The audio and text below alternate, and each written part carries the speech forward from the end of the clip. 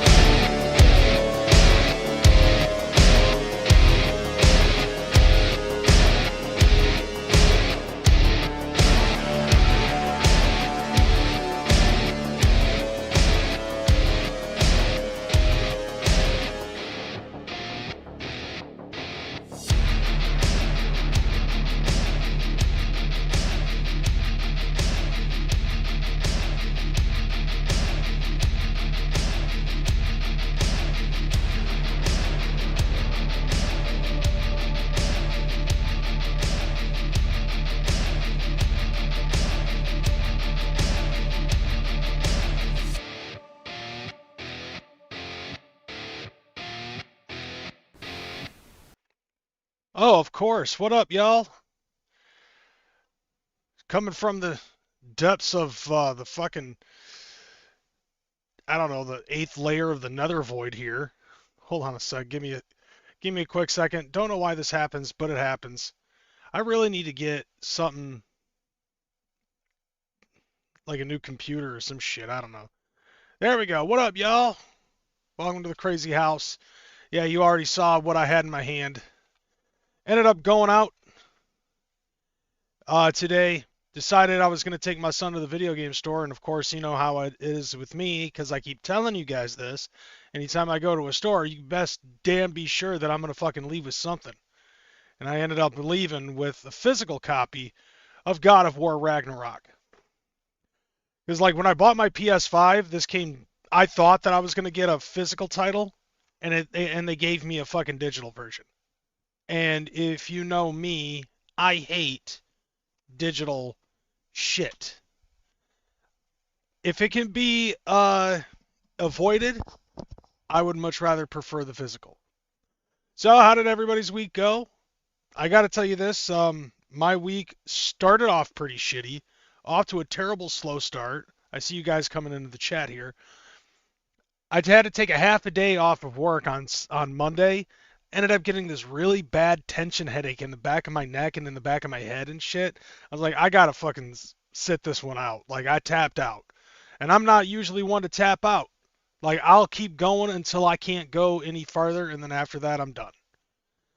But progressed throughout the week. Ended up doing good. Finally, at the end of the last second, 0 hour, ended up making quota with how much I'm trying to make, which is currently 18, which is like $1,080 a week, and I exceeded that. So I gotta give myself the old Barry Horowitz and give myself a pat on the back.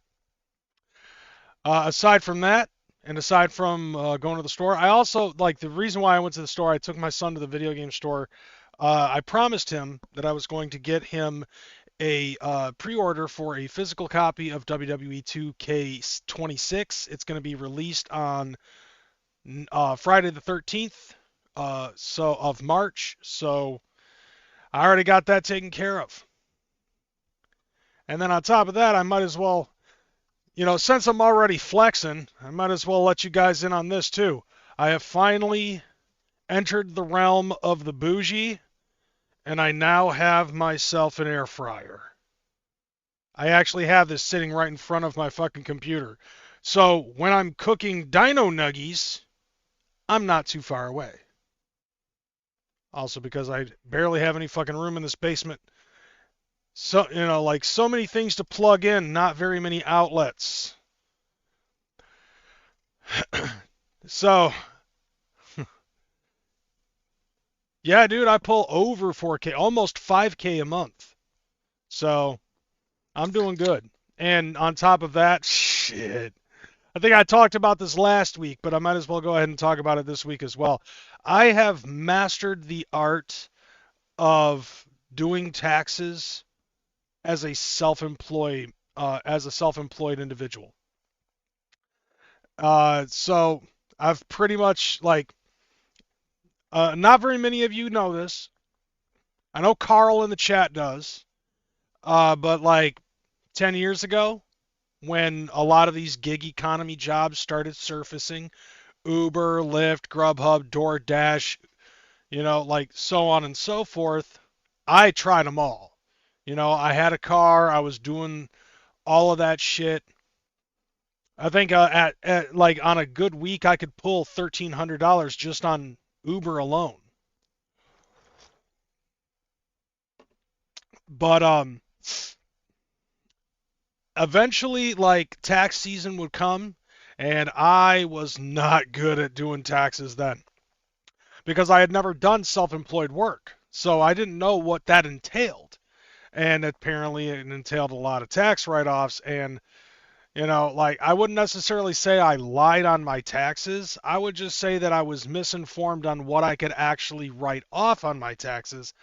And I tried to write off more than I legally am allowed to because I didn't know what I know now. And so after being audited twice and having to pay almost $20,000 in back taxes since then, I think I've learned my lesson. And as of right now, like I've already finished up my taxes. Because of the stuff that I did with Twitch, buying as many video games as I could, YouTube, going to shows, and actually even driving there, the mileage and writing that off, understanding how much mileage is taken off, and doing Grubhub, which I'm driving all over the city of Grand Rapids to deliver meals and stuff like that. I don't have to pay shit. If anything, my tax return, I should be getting a little over $2,000 between state and federal. But me knowing myself and my taxes and the IRS, all my federal's going straight to what I still owe. It's been like that every year since I got audited. And we still got another couple of months left before what is it like? We got less than 2 months before taxes are caught up. And I've heard some people fucking say that because of everything that's been going on politically and stuff like that, some people are actually just saying, fuck paying taxes because all of the money goes into all of these other things, and then some people end up fucking, like all that money ends up going into fraud and hedge funds and all of these other things, Somalian daycares, or overseas to Israel or overseas to Ukraine, or it doesn't matter what side of the political bird you're leaning on. Um, some people on both sides, because I do have friends on both sides of that political fucking line, and both of them, I've heard people on both sides basically say that they don't want to fucking pay their taxes because of this, that, and the other. Okay, that's fine. Then you know what you do? You just, I don't know, learn spreadsheet, learn Excel. That's what I fucking did. Like, and if you don't know how to fucking do Excel exactly, that's what ChatGPT is for. And uh, I know that there are certain people like Wrath of God, who shall remain nameless, that really don't have a whole lot of positive things to say about ChatGPT and other AI, because I guess it's like what, a drop of water for every time that you use it times the amount of people who are using it simultaneously. We're using up tons of gallons of water just to cool down the servers for AI, as if that's any different than how many people are using the fucking internet and how much water is being evaporated because of that. And judging by the fact that I'm not really 100% sure on how condensation works, it's a detriment to our fucking ecosystem.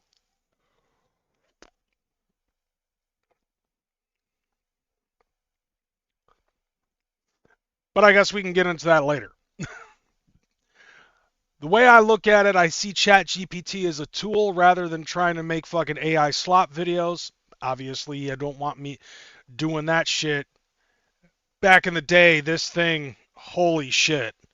If AI videos and being able to make AI videos like 15 years ago was a thing, I probably wouldn't even have a YouTube career. They'd be like, no, this dude is too fucking crazy and dangerous to be making this type of content. And then us putting Coca-Cola ads behind it, prior to fucking Admageddon. You know what I'm saying?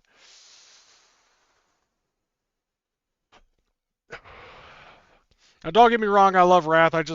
I've been sitting on, I've had that one in the chamber for about a month now, and I've just needed to get it out. I love you, Wrath. Welcome to Costco. I love you. Yeah, that was another thing too. Um, I think, what was it? Yesterday was Juggalo Day over in Columbus, Ohio, and Swill is patting himself on the back for a job well done. There was this thing that I ended up seeing where Swill was saying that, yeah, granted that fucking Kyle ended up wanting him to, like Kyle and Billy wanted him to fucking be the host of Juggalo Day. He ended up saying they want me to fucking be at the door, greeting everybody like a Walmart greeter. And so I sent him a video, like a GIF of remember in Idiocracy when they walk into Costco and the greeter at Costco's like, "Welcome to Costco. I love you. Welcome to Costco. I love you." I sent him a GIF of that.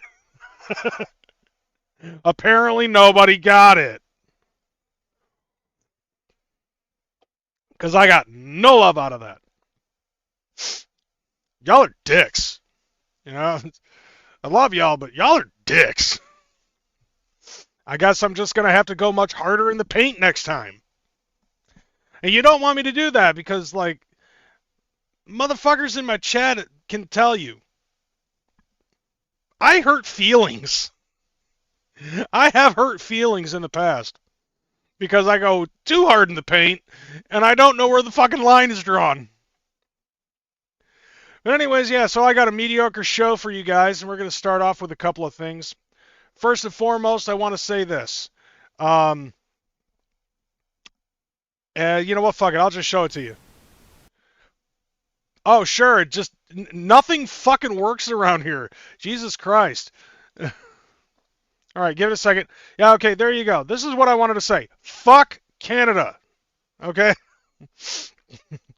Wasn't it like what wasn't it Trudeau who ended up saying you're not going to take over our country and you're not going to best us at our sport, and we just fucking did, and there's nothing you could do about it because the 2026 Olympics are now closed.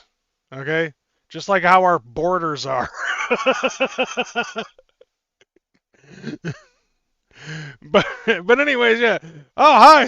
Dude, did I just summon the Canadians all of a sudden? Because as soon as I say that shit, Ninja with a Pencil decides to fucking say something. But anyways, yeah, so like I thought this was actually awesome. Like here's something interesting, and it's not just this, but I also, for one, I need to put this out there. With the closing of the 2026 Olympics, we came second as a country with the most medals, and of course my shit decides to fucking freeze. Give it a second. Okay, so as a country, the United States ended up becoming second place in the total amount of medals that we ended up winning. Only trailing behind Norway with one fucking medal. And there was things I barely, like, I'll be honest, I barely fucking paid attention. But yeah, you could definitely see how, actually, no, I'm wrong. We got fucking creamed by Norway. Okay, so we, as a country, we ended up getting 12 gold medals, 12 silver medals, 9 bronze medals. Norway, on the other hand, got 18 gold medals, 12 silver medals, and 11 bronze medals. That's funny as hell that I ended up, talking shit, saying we only missed by 1, and I was completely wrong. Math genius, not necessarily. No wonder why I fucked up all my taxes 10 years ago. Shit.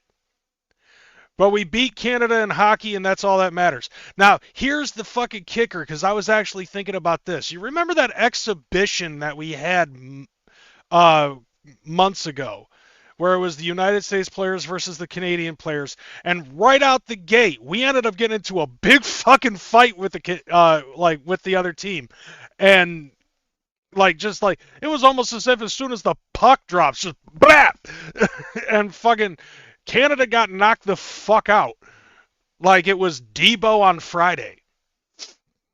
Now, what's interesting too, I ended up finding out about this. The Canadian hockey team ended up fucking giving a receipt to a French fucking hockey player, because I guess a French hockey player ended up throwing an elbow into a Canadian's fucking mouth or something like that, and so some other person on Team Canada ended up just blick and fucking hit that ass, and they got into this big fight where both of them got fucking ejected. Apparently, and Ninja with a Pencil, I'm pretty sure that you can agree with me on this. Apparently, in the Olympic hockey games, fighting does not give you a 5-minute in the sin bin. Instead, you get ejected from the game. And on top of that, the French guy ended up fucking getting booted out of the Olympics in its entirety. So even if France continued to move forward in the placings and everything, fucking bro, it's like he would not be able to play. As long as France was playing, he would not be able to play. And even if France got a medal, I do not think that... By the way, I just want to say fuck Crazy McCormick. Whack as fuck. Hexus with that $9.99 super chat saying Team USA Hockey is the best in the world, and Big Will is majorly all facts. Like, what? Okay, what? I don't know how one has to do with the other.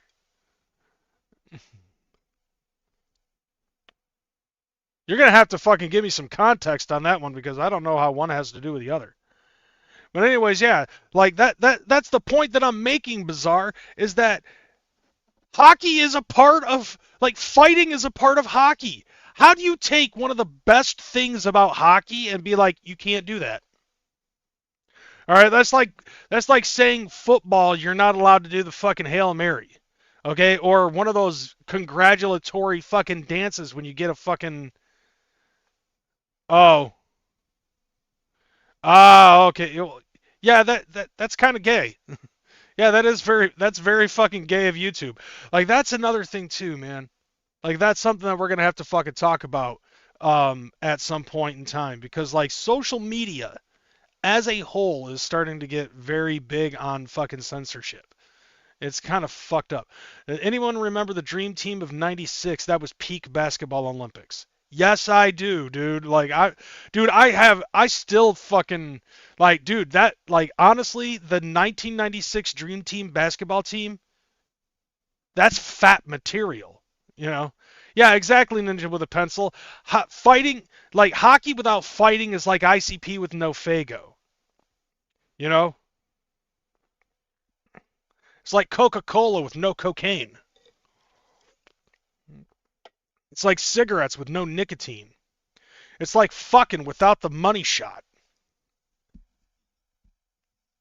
Yes, I did hear about that illegal, and unfortunately, I did not get any information about that.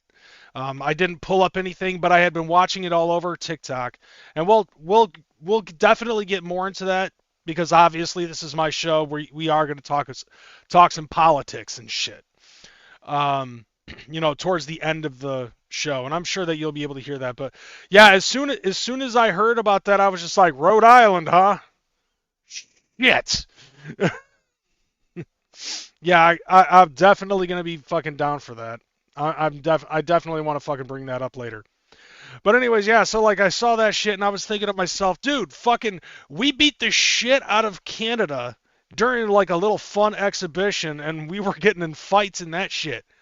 And I was and what did Trudeau think that they were gonna be able to fucking best us at hockey when we're not fighting or something? But to me, it's just like, oh, dude, if you're not gonna be fighting, then like, what's the fucking point? Look, random Americans, random Canadians, random Czechs, all right, random Russians. Okay, every fucking person with white people or light-skinned fucking people that live in snowy areas that fucking tool around on frozen lakes during the wintertime on really thin pieces of metal and hit a fucking cylindrical object with a stick, most of them are missing teeth. Okay? And it's due to the fact that this is a very raw, fast-paced, aggressive fucking sport. How the fuck are you going to take fighting out of hockey? Yes, I'm going to keep going on about this. How the fuck are you going to take fighting out of hockey and then try to say that it doesn't necessarily, like, what was it that they said about the fucking French, like Team France versus Team Canada? Like, they ended up saying that it's like fighting in hockey does not belong in the, it doesn't like represent the fucking what was it? It doesn't necessarily adhere to the values of the Olympics. Bull fucking shit. It's fucking hockey. Let the motherfuckers stick, gloves, jersey. Punch the motherfucker. Bap! Right, a couple of fucking hits to the stomach and then just a right cross. Knock the motherfucker down. Let it happen. All right? 2030 Olympics. I demand hockey fights. Okay? All right? And they get an extra point to whoever fucking wins. If not that, whoever fucking wins the fight only has to be in the sin bin for 3 minutes. The loser has to be in there for 5. Okay? Like, that's how I fucking want it. That's goddamn hockey. It's almost as good, dude. Like seriously, did you watch that fucking video where it's like these peewee hockey players got into this giant fucking brawl? Even one of the goalies got into a place where he just like rhinoed one of these fucking one of the opposing team members, and the fucking crowd was loving the shit out of it, and nobody stopped the game. All right, so the puck's sitting right there. One kid gets out of the fucking dust ball that's in the middle of the fucking rink, and the same goalie who fucking just rhino charged into another kid fucking flies back to the goal as some other kid gets out of the dust ball. That is the fight. Gets the puck, tries to fucking break away, and still misses. Like, dude, even these kids fucking get it. It's hockey. They need to be missing teeth before, like, if anything, it's gonna help them get their fucking baby teeth out. All right, it's healthy. It's good for them, as far as I'm concerned. I mean, like, one of these kids is definitely gonna eat that puck, and by force if necessary. Like, to me, I feel like that when it concerns hockey, fighting cannot be removed on it. Otherwise, it's a fucking boring ass sport. I mean, yeah, it's fast paced and I love the fuck out of hockey. But fight a motherfucker, all right? Like that guy from France doesn't deserve to be ejected. All right? Just let him fight, sort it out, all right? If he dies, he dies. Like that's just how it is. It's welcome to the fucking sport of hockey. See, like I remember a long time ago where hockey actually had rules that were similar to that, and what ended up happening, the viewership of hockey ended up going down, so they're like, fuck it, just let them fight. That's what the people want. And what ended up happening, the sport became popular again. They got a whole lot of good sponsors and shit outside of Little Caesars Pizza at Joe Louis Arena, now Red Wings Arena, whatever the fuck, and like hockey's hockey again. I mean, they've toned down the fights a little bit, but still, hockey is hockey again. And like, and I'm going to end it the way that I started it. Fuck Canada. We won twice. Right? Are they going to take the Rex out of NASCAR too? No, what they're going to do is they're going to take away the 200 mile per hour speed limit, and they're going to fucking put a low jack on all the cars so that way they can't go anywhere higher than 75. That's what they're going to do. Stock car racing, okay? With a with a throttle on it. I most likely will not be going to Juggle, Ohio. I made an announcement last week, which, by the way, Swill, I'm sorry that I did not make it to the show last night, but my fucking week was dog shit and I need money. So it was either drive 5 hours out of my way or fucking, try to make bread. And I voted on bread. So definitely will be another time, and on top of that, I already made the announcement last week. Most likely, I won't be going to the Gathering of the Juggalos. If DCG Con does actually happen and it's in Detroit, I'll most likely try to do that. And the same thing with Hallowicked, because I know that Hallowicked is a Detroit, Michigan shit. So, it's not too far away from my house. Like, I can red-eye drive there and back again. All right, so yeah, dude, I still got $8,000 in credit card debt that I need to take care of. I need to set money aside to try to work towards getting a new car and money towards getting a new house, because I can't live in my parents' basement forever. Dude, like there's something in me, like 2 years ago, something in me severely fucking snapped, and I ended up actually becoming responsible. You know what I'm saying? Like, I still have like all of the other things that I need, but Swill, think about it, okay? I have no money to set aside as of right now to ensure that I'll have money to make up for the loss that I'll have for not working. Okay? And if I go to the gathering, you know for a fact I'm coming back to Michigan with, at the very least, $1,000 in merchandise. At the very least. And so, just to make sure that I don't do that and fucking set myself back up to square fucking one, I have to do what I have to do. And fucking adulting, how does that work?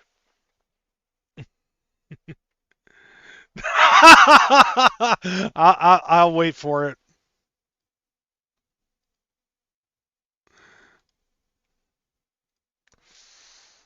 Motherfucker! Shout out to Swill for that $2 super chat. Crazy gathering fund. Well, all right. 2 down, and let's see. I think $1,498 to go. And that's before YouTube takes their fucking cut. Hell yeah. Maybe that'll be the case. That's just for merchandise swell. We also got to think about gas. I got lodging covered and taken care of, but we also got to think about ticket and gas.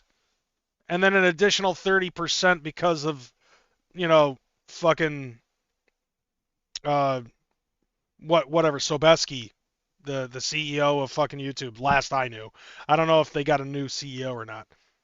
All right, so let's move on. Yeah, yay America, fuck Canada. We run hockey. Holton, Michigan, like a motherfucker. All right, let's talk about some jug shit. Ticket covered. Oh, for real. Okay. All right, let's talk about jug shit. So we got another fucking flyer here for Hog Daddy's family reunion. So we have, it's going to be happening still, September 23rd to the 27th of this year. And let's see, you see it right here. Green Jello Scum, Busy Bone, Kung Fu Vampire, Lardy B. Did she recently get added to the fucking list? ABK and Esham. Yeah, I missed out on that too. I gotta fucking check that out because I love me some Darby. I saw a clip that Swill ended up posting that Darby put out. So yeah, no new information. Oh, there it is. Black Sheep Mafia Records right there on this little fucking watermark here. This is actually not that bad of a lineup. I fucking dig it. Yeah, that's awesome. To do that shit because I know your plan and what you're doing is actually good fucking work. So, at least there's some noise. But yeah, dude, like so far so good with this fucking family reunion lineup. Now, obviously this is still like what? 23rd, 24th, 25th, 26th, 27th. It's still going for a 5-day event. And these are just some of the big names. So I'm wondering who else they could possibly get more artists other than the ones that they are showing on this specific flyer and the other ones that I have shown in the last couple of weeks. And on top of that, we still have yet to get word, and word should be coming fairly soon, I should say, about this year's gathering of the Juggalos, and the website's probably getting worked on. Booking is still probably getting taken care of. So, we still got to keep our eye holes, peeps and shit like that, just glued to the fucking interwebs, so that way we know what's going on with the gathering this year. But as of right now, we're just getting more and more information about Hog Daddy's family reunion. And apparently Swill's got some tea. So go ahead and spill the tea, dude.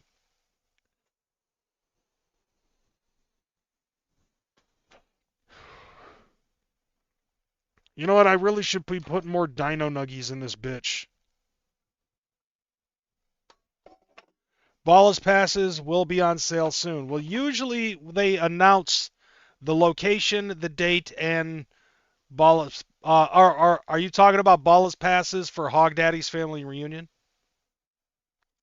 Okay, yeah. So just possibilities. So basically, what you're saying here is that this isn't confirmed. This is just purely speculation.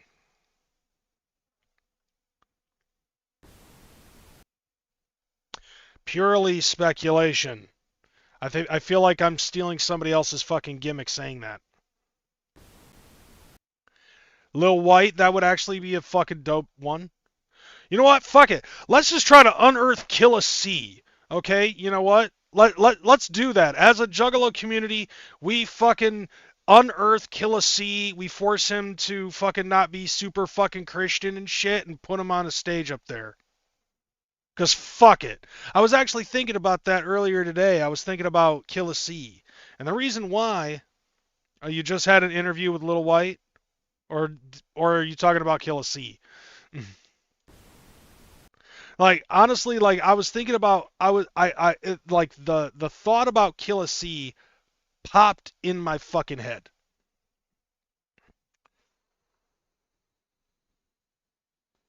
Bobby and Chaz just 2 weeks ago, Killa C. And by the way, I just want to say, fuck Crazy McCormick. Whack as fuck. Hexus with another $9.99 super chat saying Big Will always loses. I'll allow it. And I can't I can't not fucking argue that.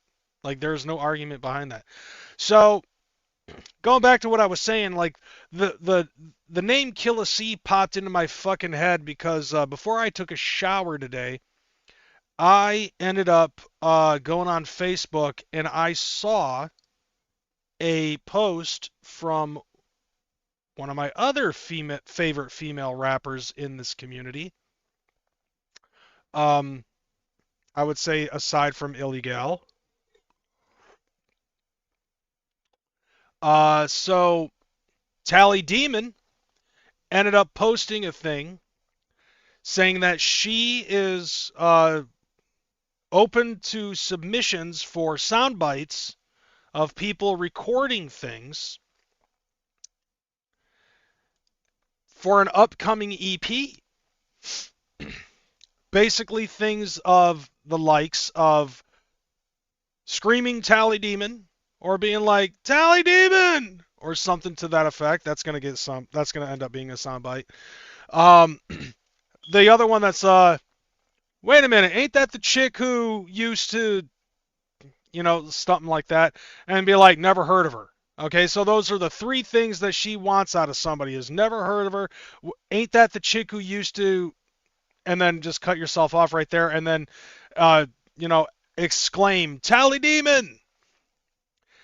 So if you want to record those, and you can send those over to her email, tallydemon@gmail.com. Apparently she's working on a new EP. But like before that, the last news that I heard was that she was going to do a re-release of the last LP that she fucking did, which I fucking love. It's not necessarily like it's not like her last her first two solo albums. Aspiring Greatness is more singing than it is rapping, and she does end up doing, I think she did a remake or a re-recording of When the Sun Rises. But like Tally's fucking work, like I explained this to Illegal at the Gathering last year. On the way home from Massachusetts last year after Juggalo weekend, I found myself going down that rabbit hole. You know, after hanging out with Illegal for a little bit at DCG Con, I was like, I missed a lot of shit back in the day, so I'm gonna listen to these albums. Immediately fell in love with her. Absolutely fucking understood every single video game reference that she did because, well, let's face it, I'm a fan of those exact same fucking video games. Shining Force, Final Fantasy, Panzer Dragoon, shit like that. And so, like, I found her on Facebook. I found an interview that she did with, I forget who the guy is that does that show, It's Just Music. But he ended up doing an interview with her, and I just fell down this rabbit hole. And so, like, she ended up fucking suggesting about the possibility of a re-release with a secondary album attached to the re-release of Aspiring Greatness. I guess B-sides, scrap shit, stuff like that. And I was like, just, I have coin if Khajiit has wares. You know, shut up and take my money. Fucking do it. I'm down. And so now she's talking about having this new EP. Fuck yeah. Do it up, girl. I wanna hear some new Tally Demon. It's been too fucking long. Like, how many times do you have to play Shining Force 3 on the Sega Saturn before you're like, you know what? There's some things in this game that I can probably incorporate into a song. I did Dark Soul on Aspiring Greatness. I might as well fucking just see what else I can do. All right, like just make a song about fucking centaurs and shit and shit. Like make a fucking album, call it Gunts. I don't fucking know. And I don't say that as a mean thing. Like, I have nothing but love and respect now for Tally Demon. I really wish that I was there for the hype of it. And if you don't know the hype of it and you don't know the lore, I'll be free to tell you. But we got more shit that we got to fucking talk about because I'm definitely fucking dick in the dog here when it concerns like the news. But yeah, so if you're interested in fucking sending out some sound bites over to her, go on Facebook, look up her fucking shit. She's got the specifics. You know, what, never heard of her, ain't that the chick who used to, and, you know, exclaiming Tally Demon. And then send it to her, tallydemon@gmail.com. Dude, illegal, you should definitely fucking do that as a surprise to her. I know for a fact that Tally doesn't watch my show, so, you know, because otherwise I'm pretty sure I would have gotten a DM from her on social media yelling at me about God knows what. You're like, you really think that you would stalk me? You creeper. You old ass motherfucker. Bitch, I'm as old as you.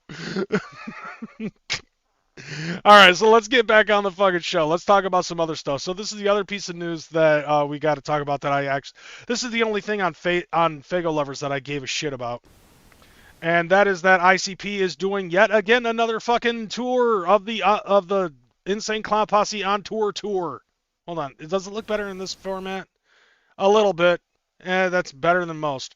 But yeah, so ICP's got another leg of the fucking tour coming up in the month of April. And so I think that you fucking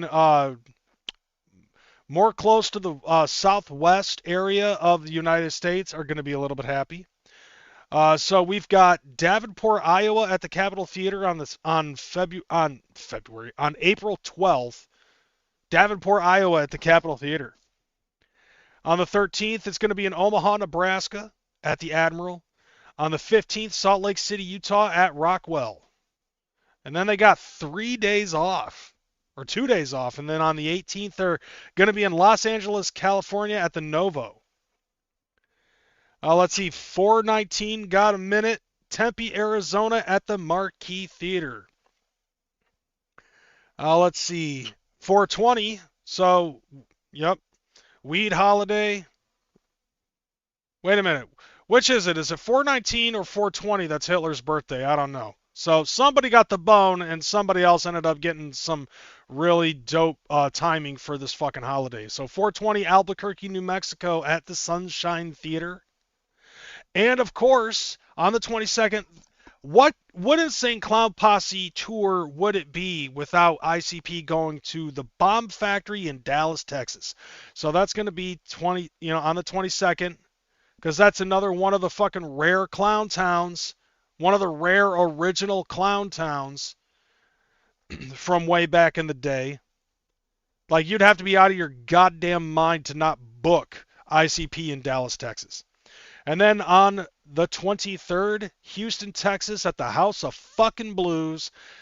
And are there any more fucking tours that are left that ICP can fucking do in North America before they finally head overseas and go to Europe and go to Australia? And then they're going to be done. Because, like, this is what, the fourth leg of this fucking, like, this little cluster of tours?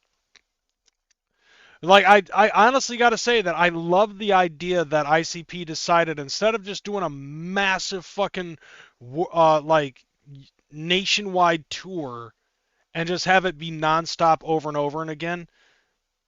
They cut it up into little bits, which I think is actually pretty fucking cool. I talked a little bit of shit about it in the past, but I think that now that I'm thinking about it, it's like, okay, it makes sense because despite what people might fucking say, I honestly still think that there's something going on with the old ticker inside Violent J. It's another Juggalo Jams set list. Isn't that basically the same? Like, dude, they basically have perfected and curated their fucking set list to a point where it's like almost every fucking show, it's almost exactly the same. Like, there might be one, maybe two songs that they don't fucking do. They still have to do the East Coast leg before they go overseas. I don't know. Like, I know that they ended up like on one of the tours, they ended up fucking doing New York. Although it wasn't like New York City, it was like Liverpool, New York. Like some small fucking town in, like, I don't even know if you would consider it upstate. I know it's outside of New York City and a very far distance away, but I don't know. Can you even consider that upstate? But they still got to do like Florida, Georgia, the Carolinas, Jersey, Delaware, Massachusetts, like Massachusetts, Maine. Like, do they have to do like, the rest of, like New England and fucking Jersey and and all that other stuff? I don't know. I know that you East Coast ninjas and you New England ninjas would definitely have a better answer than me, because, like, I'm brain dead at this point. Like, they totally fucking passed off. Like, dude, why is it that everybody seems to pass off fucking Grand Rapids, Michigan? Like, Detroit's not the only major fucking city in this bitch. Go to Cadillac or something like that, like you did back in the old days. Like, it's closer to me at Cadillac than it is in Detroit. But, I'll take what I can get, because, fucking Hollow Wicked and shit like that. That's not the channel I wanted. That's the channel I wanted. Because we got to go into this other thing. And I thought this was actually cool. I don't know how I passed over this. But I was fishing around on fucking YouTube, and I ended up coming across this one video. So Kevin Nash actually ended up talking a couple of months ago about Vince Russo's booking for JCW on his podcast Click This. Like, I've noticed that Kevin Nash has been talking about a lot of things, and he's also been dabbling a little bit into politics. I don't know how political he is, but I don't know. I just didn't really fucking watch Kevin Nash all that much. But we're gonna watch it now. Oh, okay. Well, while you do that, I want to remind you. It's funny. Like, I thought he had I mean, not that he had a bad body, but I thought he was more jacked than this. And it was a natural look, kind of like a Gino Hernandez type. I don't know what he's talking about. Yeah. If I asked you what pro wrestling's longest running national independent federation was, currently 27 years, you would have gotten that. Right off the rip, he's just like, Juggalos. It's like, how do you not know this? Do you not know this? How do you not know this? Correct. Juggalo Championship Wrestling, JCW Lunacy. Don't make me go get my JWO jersey.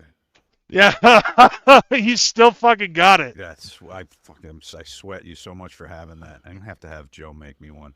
No, you don't get. You gotta go. You gotta be at the fucking. Not JWO. I'll get a JCW one, but I have one. It's bootleg though. Just fucking, dude. Just find a fucking distributor. Like, you can go to a local distributor and get 10 made, sell 9.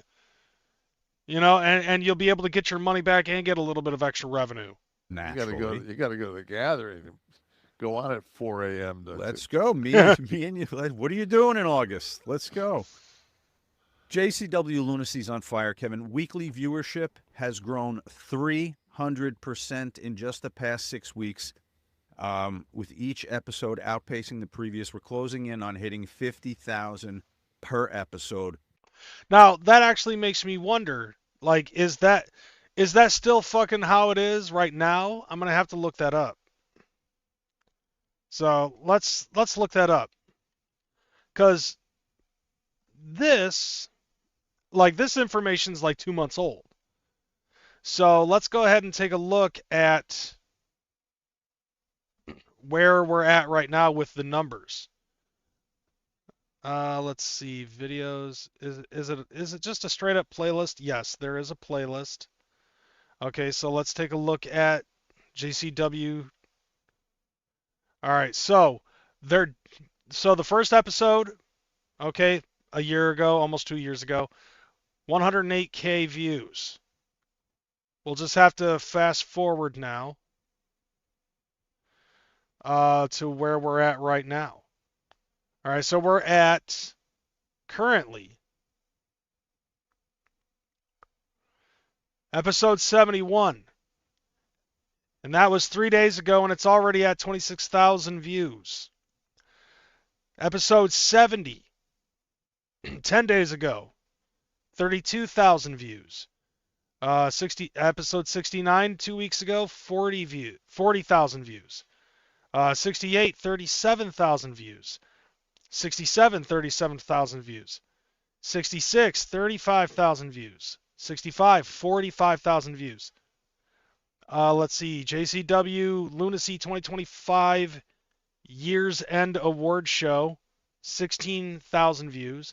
Episode 64, 44,000 views. So it seems like they tapered off a little bit. So like since episode 61, from then until episode 70, they've been coasting somewhere between 30, 40,000 views per episode. And that's not bad. So, let's see. Like, the debut episode, though, still seems to be the fucking highest viewed episode. Let's see. I want to say, like, it really, honestly, okay, let's see if we can look at episodes prior. Okay, yeah, so when JCW first came into play, like the debut episode was like 108,000 fucking views. All right, then it dropped immensely in episode 2 to 36K, then 29K, 29K, 21K, 17, 17, 23 for the first 8 episodes.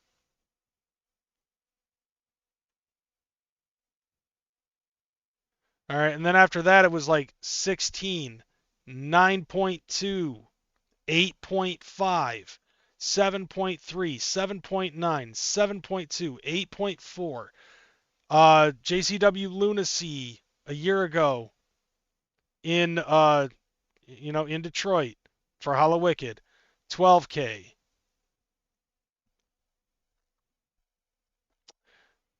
But let's see. It ended up staying in that fashion until, let's see, when did it start to blow up? Yeah, it went from being like 10 to 20, 10 to 25, 10 to 20, averaging about that. And then, it had a little bit of a spike around episode 42, 43. And right after the 2-day war from the Gathering last year, it dropped, like it still stayed a little bit low until episode 55, which was 3 months ago. It ended up exploding, and that was the episode in which, that was the episode that aired shortly after it was announced that Vince Russo was the booker. And it has grown ever since. On top of that, it also had the return of Mickey Knuckles and Madman Pondo in episode 55. And ever since then, it's exploded. Since episode 55, like right after like a couple of weeks after. Actually, I should say like a few months after the 2-day war with GCW. Their highest episode looks like 52,000. Russo swerves Violent J. And that's actually a good fucking thumbnail too, because Violent J brought Russo in as a booker, and that's exactly what I saw. Like, that's exactly what I was worried about was gonna fucking happen. Oh, okay. My fucking shit ended up freezing. You should keep in mind that Russo announced that he was the booker. It was only Juggalos watching, and then the mainstream Russo fans started watching because of him. That is true, Church. But it seems like the thing with Russo being added on as the booker is working. And I, once again, am not afraid to fucking be like, I was wrong. Now, this is still short term, okay? We still got to fucking look out for the long term shit. Yeah, I know. No, my camera tends to freeze every now and again, and I think it's just because of my computer. It's been like that ever since I got this computer. Now, like I was saying, this is still short term, so I'm honestly hoping, like, can this keep going for years to come? Is this going to be something that can be done? Because we're still in a first year of Vinny Roo being the fucking booker for JCW. Now, is this going to be a permanent stay, or is this going to be like a like just until, or is it just like a full year build-up until we get to JCW, like to the gathering of the Juggalos and shit like that? Like, how is that going to roll? And honestly, at this point, like I said, I have been proven incorrect in my assumption. And what I want to do, what I want to see is I want to see it continue to be like this. So, like, if Vince Russo is like, my job's done, bro, the mission's complete, and then he fucking rides off into the sunset, can JCW continue to fucking roll with those punches without Vince Russo as the booker? So, like, that's another, that's like another micro concern that I would have.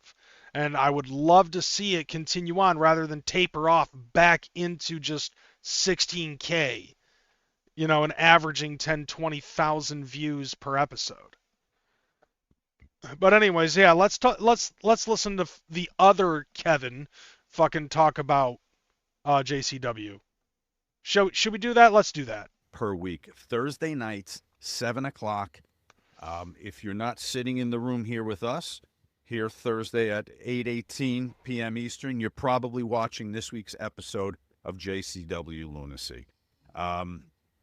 Vince Russo's not only the on-camera investor, but we could peel back the curtain here. He's doing the writing, and it was a long road helping make this happen, but it's paying dividends now.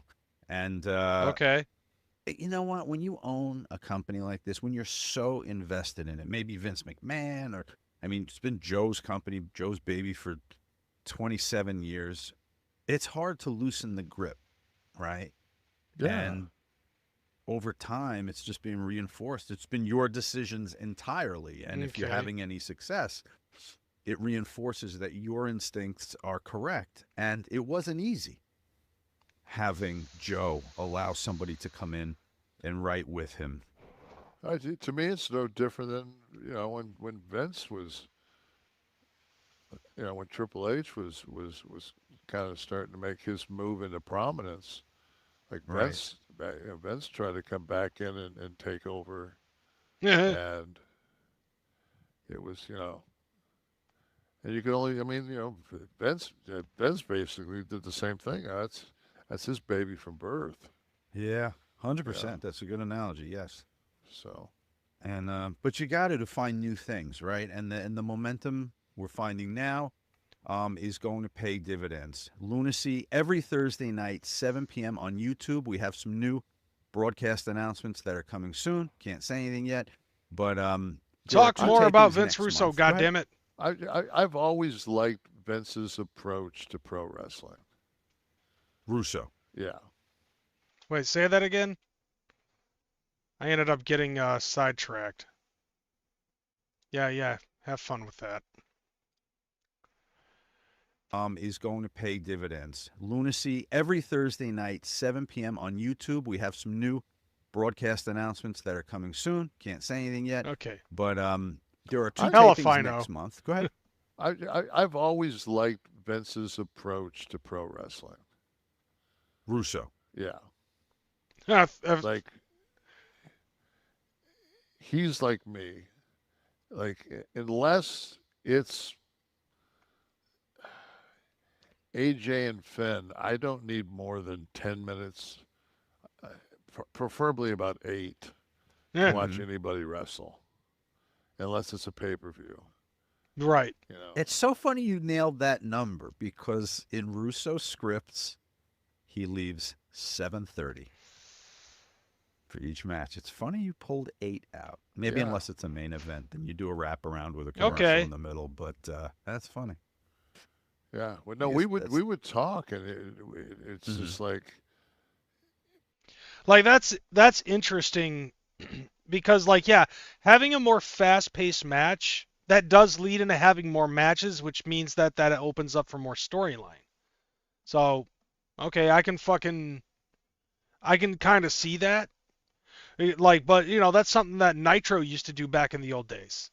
Like even when they were only on a 2-hour time slot. because what you're But at the same time, like that also leaves open a lot of time for fucking promos and fucking mic, you know, like mic time as well.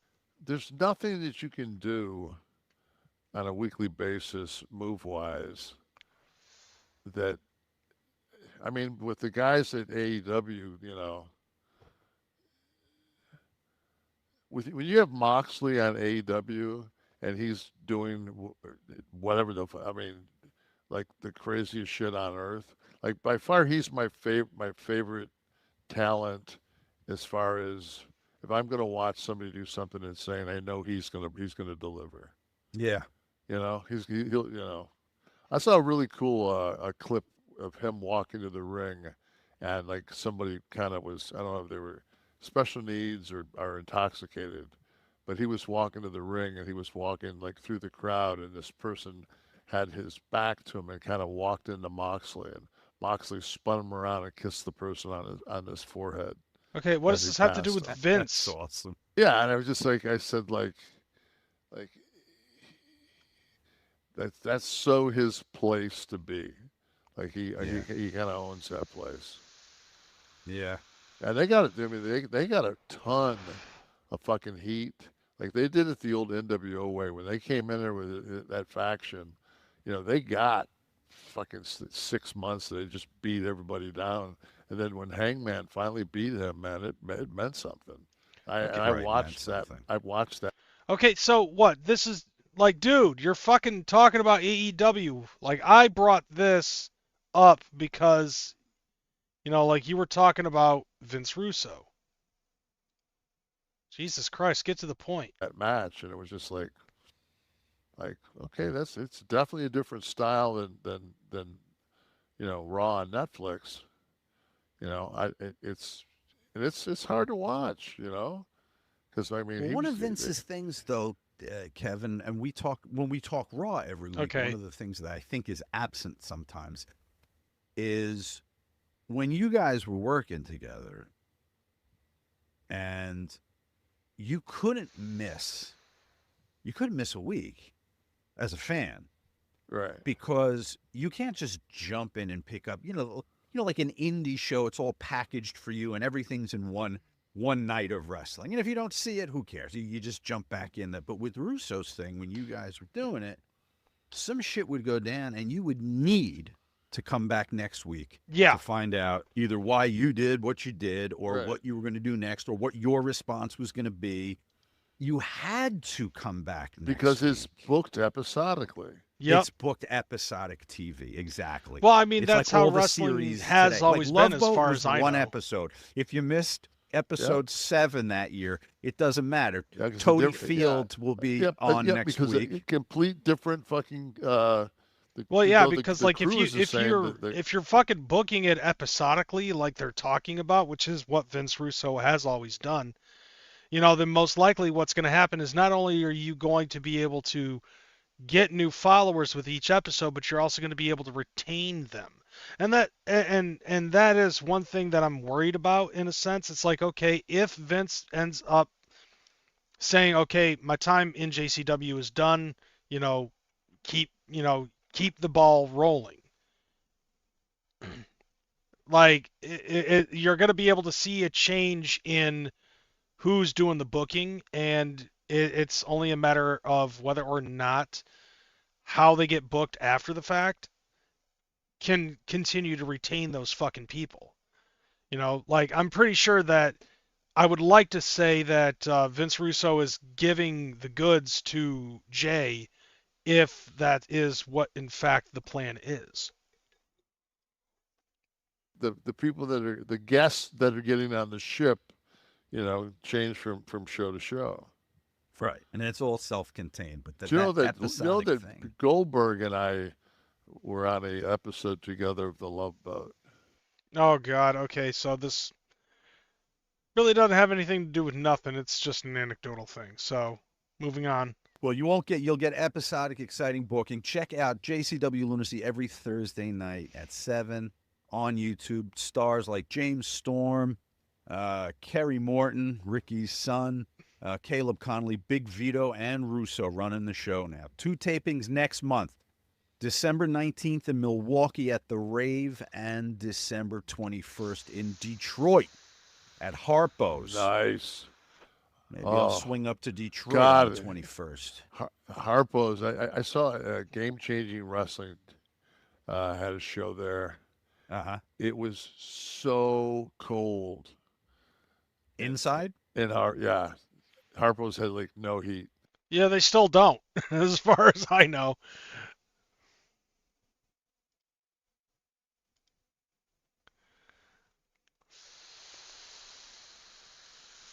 Oh God, is this how the rest of my fucking episode is gonna be? This one dude fucking coming in and just trying to fucking give me paragraphs of gobbledygook in order for me to just not read it and fucking automatically delete him? Yeah, have fun with that. Anyways, so I don't know what to fucking get out of that. It's just like, okay, was he saying that what was happening is good, or it's like, what the fuck was Nash fucking saying? I don't know. I think like it's very apparent that Nash likes fucking Vince Russo and likes the way that he works. I think that's cool. It just I don't know. I didn't really fucking get a whole lot out of that, except for just anecdotal stuff. I was hoping for it to be more than this. I probably should have watched it before I even fucking did this shit. But nevertheless, though, like, I really got to catch up on JCW because, like, I am so fucking out of the loop at this point. And the one thing that I do love, though, is that, like, with the episodic shit, the way that Vince Russo does write his booking and everything, and combine that with the fact that all the episodes are still available on Psychopathic Records' fucking YouTube channel, I can go back and watch them and fucking catch up. So, let's just go ahead and we're going to move on. And I got a couple of movie trailers that I saw that I was like, oh yeah, these are definitely some Juggalo-centric things that I feel like really need to be fucking shared. So here's the first one. How many people here smoke grass? That's a government survey. Their films have earned over $200 million. The first rock and roll comedians, no doubt about it. Yeah, they We're were. going the right way. We're in the middle of fucking nowhere. No, we're southwest of fucking nowhere. We're not in the middle yet. Man, like, it's just weird seeing fucking Cheech without his mustache, isn't it? So is this a documentary or a movie? I don't know, man. All we can do is be funny. So is this a movie or a documentary? I don't know, man.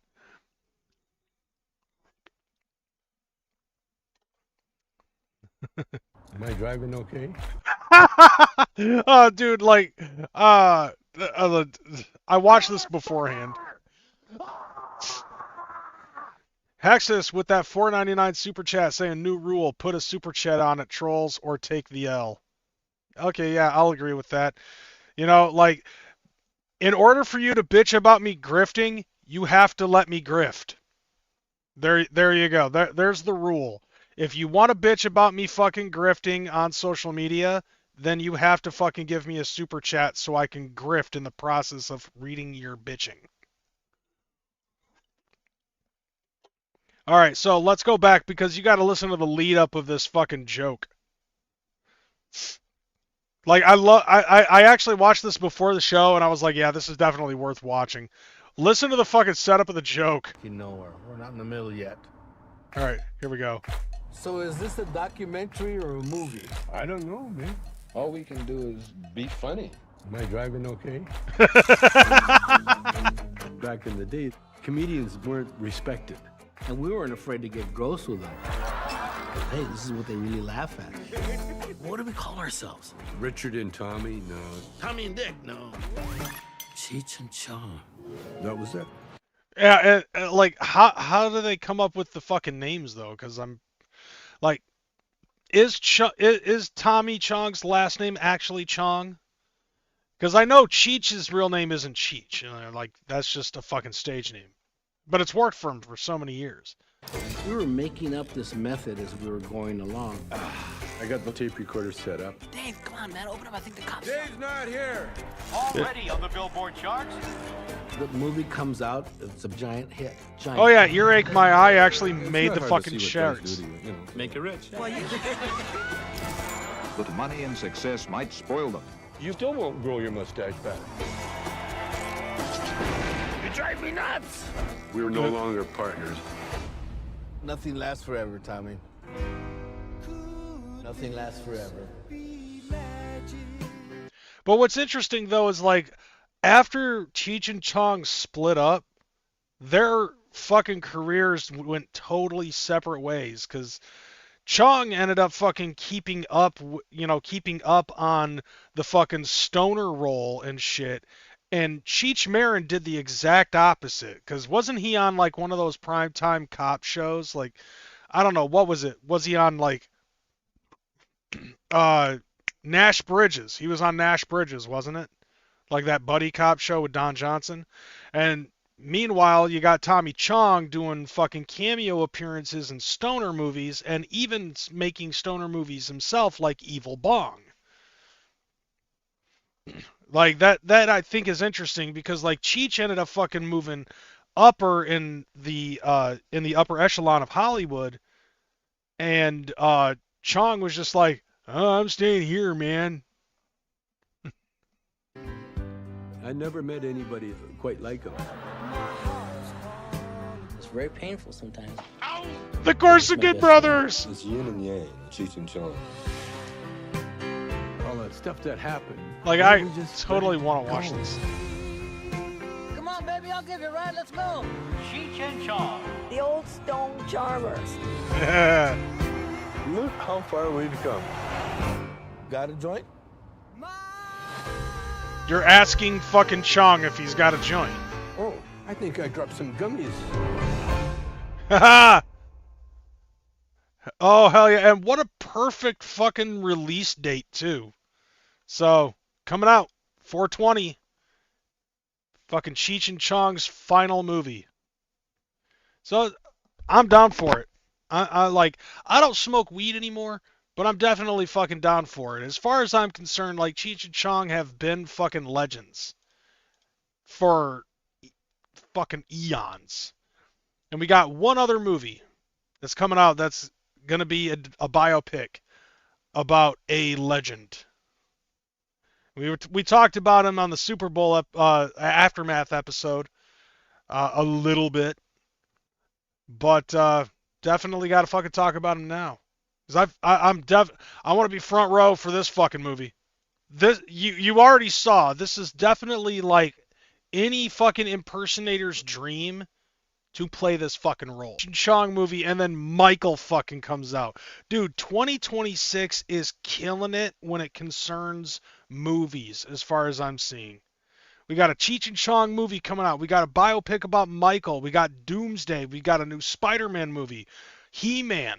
Like, all of the movies that are coming out this year is just blowing my absolute fucking mind. Bro. It's fucking fantastic. I'm really loving the shit out of this.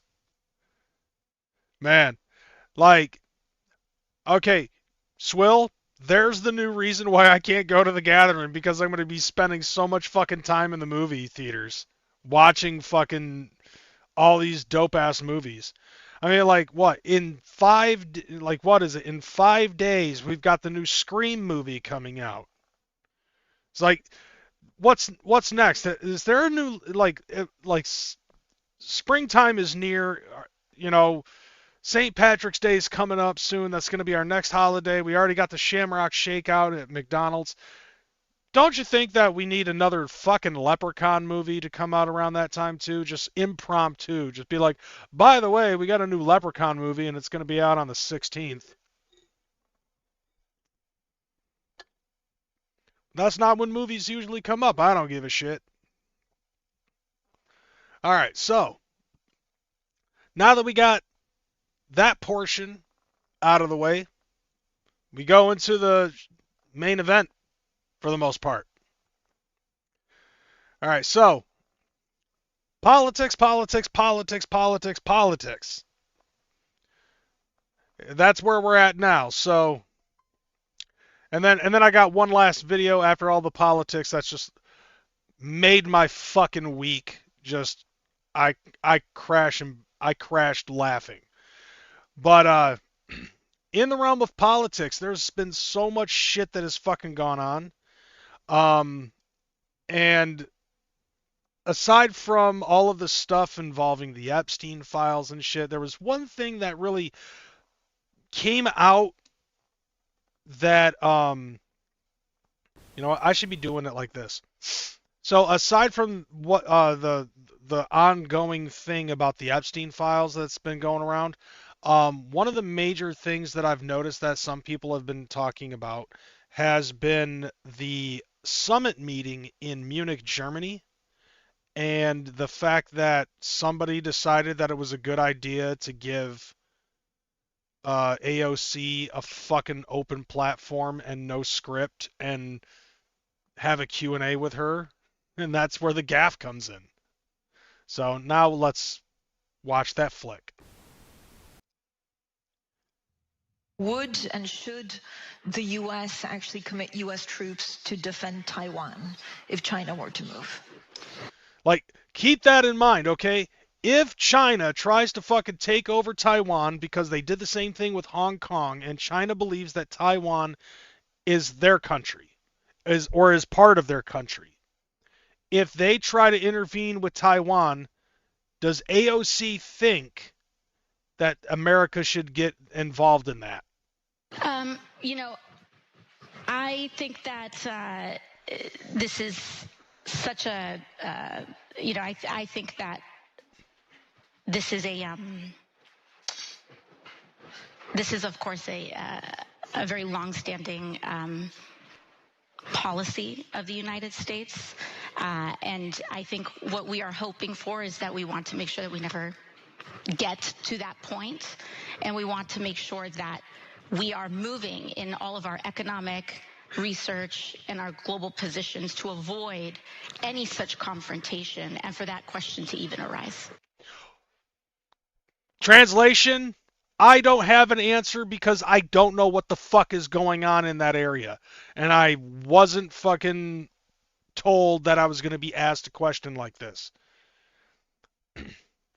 So I'm just going to embellish a bunch of bullshit and throw word salad everybody's way. What? What the fuck kind of answer did she give? You know what you know what the actual response is for that? No.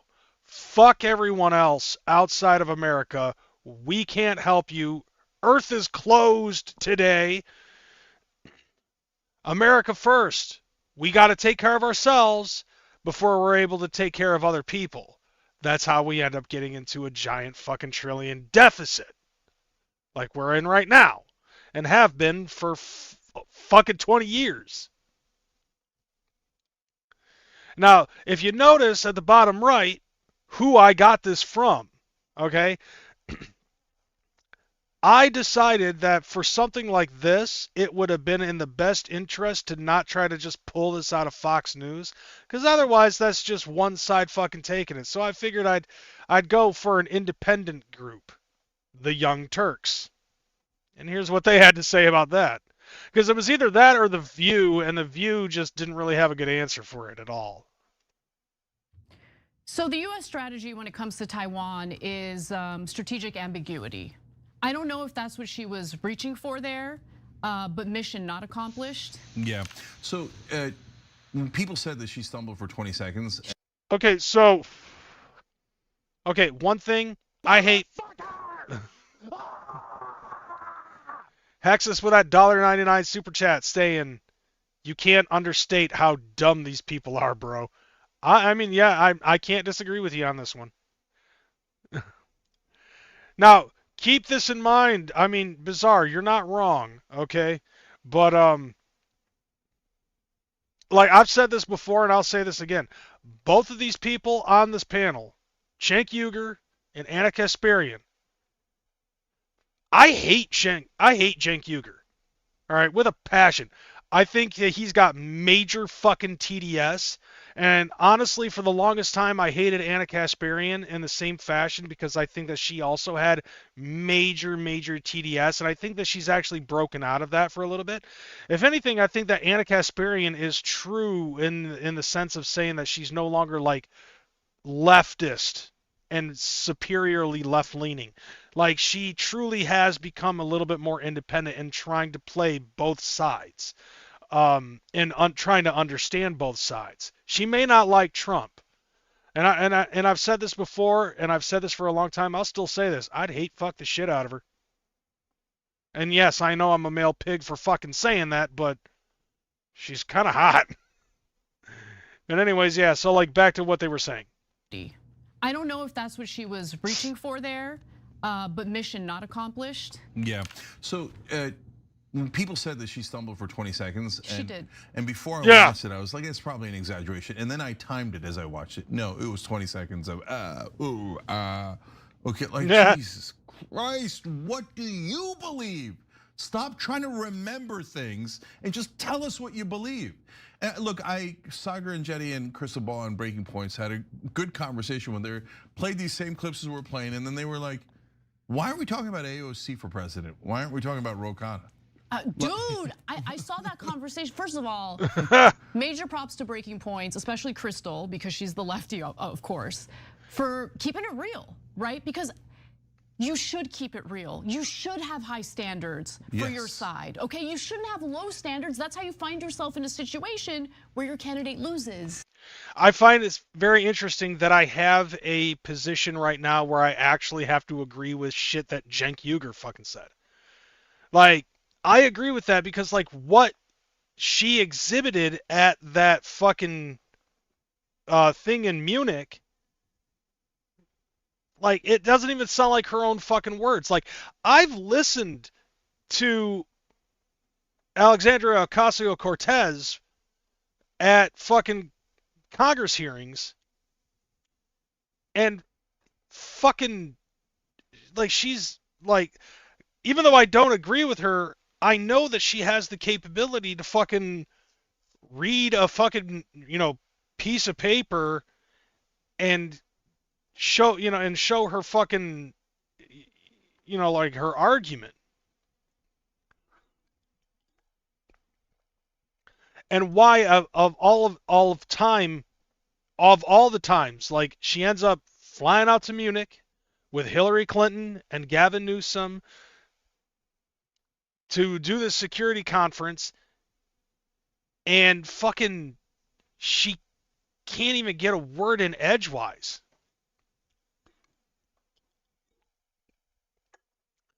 Let's see. ES23546 ends up saying, "What's your favorite type of porn?" One man, one jar. Okay, that was a fucking banger.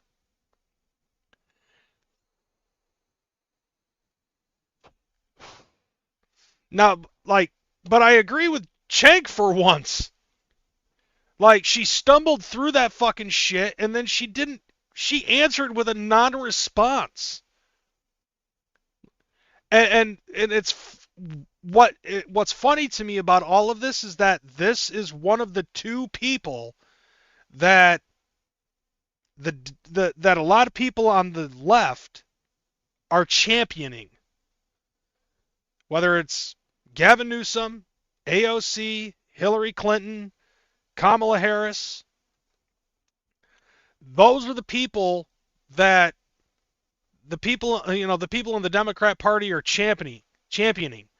And this thing with AOC fumbling the fucking bag on this answer has caused not only people on the right, typically, to fucking make fun of her for her gaffe, but also people on the left are also making fun of her for this gaffe. And I think it's fucking hilarious. Where's my kettle corn? That's what this thing should be for. I just got a new air fryer, so I should definitely be keeping popcorn ready to go. Just in case I need some for a little entertainment. Get a bunch of fucking kernels in there and a stick of butter, and let's fucking go, son. Like, how... I know, DB. I know it is. But I just have to say, and that's kind of how I'm fucking looking at it at this point. It's just like everything that the left fucking does, whether it's people in politics themselves, people on social media making videos, even that dumbass in the fucking chat that I kept blocking, saying some of the dumbest fucking most incredulous shit, thinking that they're making a point. And don't you people get fucking exhausted at all? Like, at some given point in time, you know what I'm saying? Like, there's so much dumb shit that fucking goes on in politics that it's just so fucking hard to keep up with, and the stuff that I'm able to keep up with, man, it's a fucking ball. No, but Sagar said the same thing. Credit to both of them. Yeah. Because and Sagar said, but the brother's actually leading. We have eyes and ears, right? I know, yeah. We can see him leading, and we can see everyone else not leading. And do you know that they leave Ro Khanna out of most of the presidential polls? Like, the establishment media is unbearable. All right. So, like, I don't know much about Ro Khanna, but if I actually fucking, I might, if I see stuff going on with Ro Khanna, like one of the things that I've seen with Ro Khanna, I think had something to do with like when TikTok was on the brink of getting shut down here in America. He was one of the few Democrats that not only had a fucking TikTok account, but was also fighting to keep TikTok alive and was advocating for the freedom of speech for all American users on that platform. And I was like, okay, you know what? I can't hate on that because, like, I'm a definite purveyor of freedom of speech and freedom of expression, freedom of religion, all of the freedoms. Now, I'm pretty sure that dumb fuck that I blocked is probably sitting there being like, but you just blocked me. You're not an advocate for freedom of speech. Yes, I am. But I'm also an advocate for freedom, for fucking, consequences. You're free to say whatever you want. But so am I. And your freedom of speech is infringing on my freedom of speech. And I'm the one with the fucking panel. What up, bootleg? Now, another thing, too, when it concerns a follow-up of AOC fumbling the bag at Munich about this Taiwan thing, she's getting fucking dog-walked by everybody on both sides. And now she's, like, trying to fucking argue with people and trying to fucking, I don't know, trying to use social media to basically be like, I'm the victim, blah, blah, blah. Stop making fun of me. Shut the fuck up, all right? Like, look, at this point, Broad ended up just saying, you know, just, you should have just been real with it. Like, a lot of people on the left seem to fail to understand that that's one of the reasons why Donald Trump is president of the United States. Because he was actually fucking real with it. And on top of that, there's been a lot of promises made and a lot of promises kept. Oh yeah, dude, you missed a whole bunch of the shit, dude. You like I already swim through the Juggalo news and stuff like that.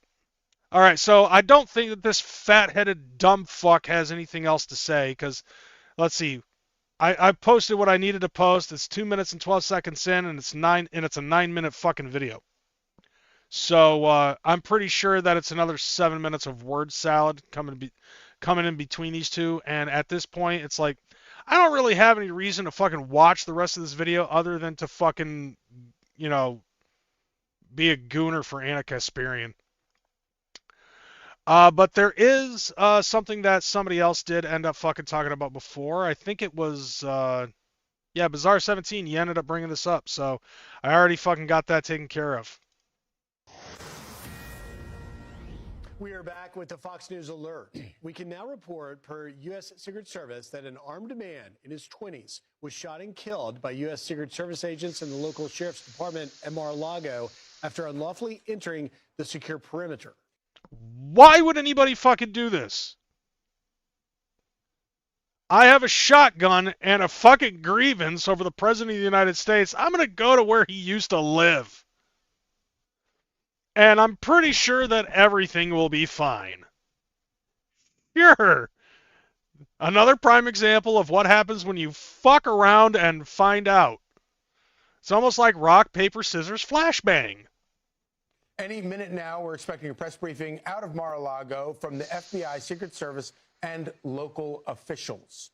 So what we understand at the moment is that overnight, around 1:30 in the morning, a 20-year-old man armed with a shotgun tried to scale the north gate of Mar-a-Lago and was shot and killed. That's right. And, you know, the Secret Service spokesman, Anthony Guglielmi, is tweeted this out just moments ago. In it, the details, as you mentioned, Charlie, he says that around 1:30 a.m., I mean, in his 20s, was shot by Secret Service and Palm Beach County deputy from the sheriff's office following an unauthorized entry at the I'm sorry, ma'am and sir, on the way left of my screen here, is what he's reading, like, not informational enough that you have to go fucking write a tweet?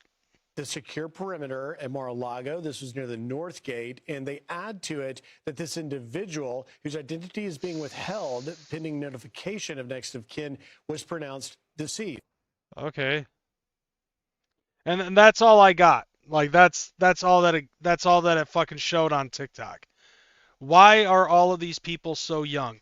Now, here's my theory on that. Here, let me go ahead and fucking... Now it's time for my final thought. Okay, so I might as well go with final thought cam here. So what I'm thinking is, think about some of these people. Think about a lot of the people that have been doing these protests. It's usually either really 20-somethings or really old fucking people. Okay, but then again, you know, like the protest in Minneapolis, like that's a very blue state. So I guess that's neither here nor there. And I'll be honest with you, I don't know fuck all about MK Ultra. Like, I've heard the term, but I don't know exactly what it is. But what I'm looking at here is I'm seeing indoctrination of people at mainstream colleges. I mean, let's face it here. Like, if you're fucking going to college and you're trying to fucking major in underwater lesbian basket weaving, of course you're going to fucking end up the rest of your life being a fucking barista at Starbucks and Big B Coffee. Instead of actually getting a fucking degree that's actually worth a fuck. But it's like people are fucking stupid, and part of it I feel like is indoctrination. Like, take a look at the Charlie Kirk shooter. Dude grew up in a very respected Republican family, went to college within 6 months or less. He was hating on Trump, had a lot of leftist ideology, leftist ideology, because I talked to a lot of friends of mine on TikTok, and I listen to, like, I'll talk to them in chat, I'll fucking listen to them when they're on panel and stuff, and we have one guy in this group that actually is a Democrat, and he can actually tell you that there is a huge difference between being a liberal and a leftist. So for a lot of the libtard shit that I've said in the past, like, I guess I have to retract that a little bit, because there is in fact a difference between a liberal and a leftist. It's the leftists that are few and loud. And they're also the ones that are fucking into socialism and communism, and, they're the ones that are always calling everybody on the right, doesn't matter if they're MAGA or Republicans or Groypers or whatever. We're all in the same fucking boat just because we wear a red hat. And, they're the ones that always call all of us bigots, fascists, Nazis, pedophile protectors, and the like, And so many fucking people, by the way, have been saying this for quite some time. It has now gotten to a point where all of those fucking buzzwords mean nothing. You know that shit that Paul Mooney ended up doing, trying to fucking get people to say the N-word to a point where it meant nothing, and he wasn't able to do that. So he retired from saying the N-word in his shows from that point on until his passing. The leftists have actually been able to successfully fucking do that with all of these ad hominems that they throw at Republicans. So it's like, like douchebag in the chat that I fucking blocked. He kept on fucking saying, what was it? Like, other than making messages about my fucking teeth, he was saying something about ice, this, that, and the other.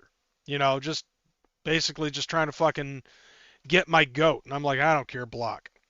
But like, there's some other stuff in there that was definitely ad hominems. Dude, Fetterman is the shit.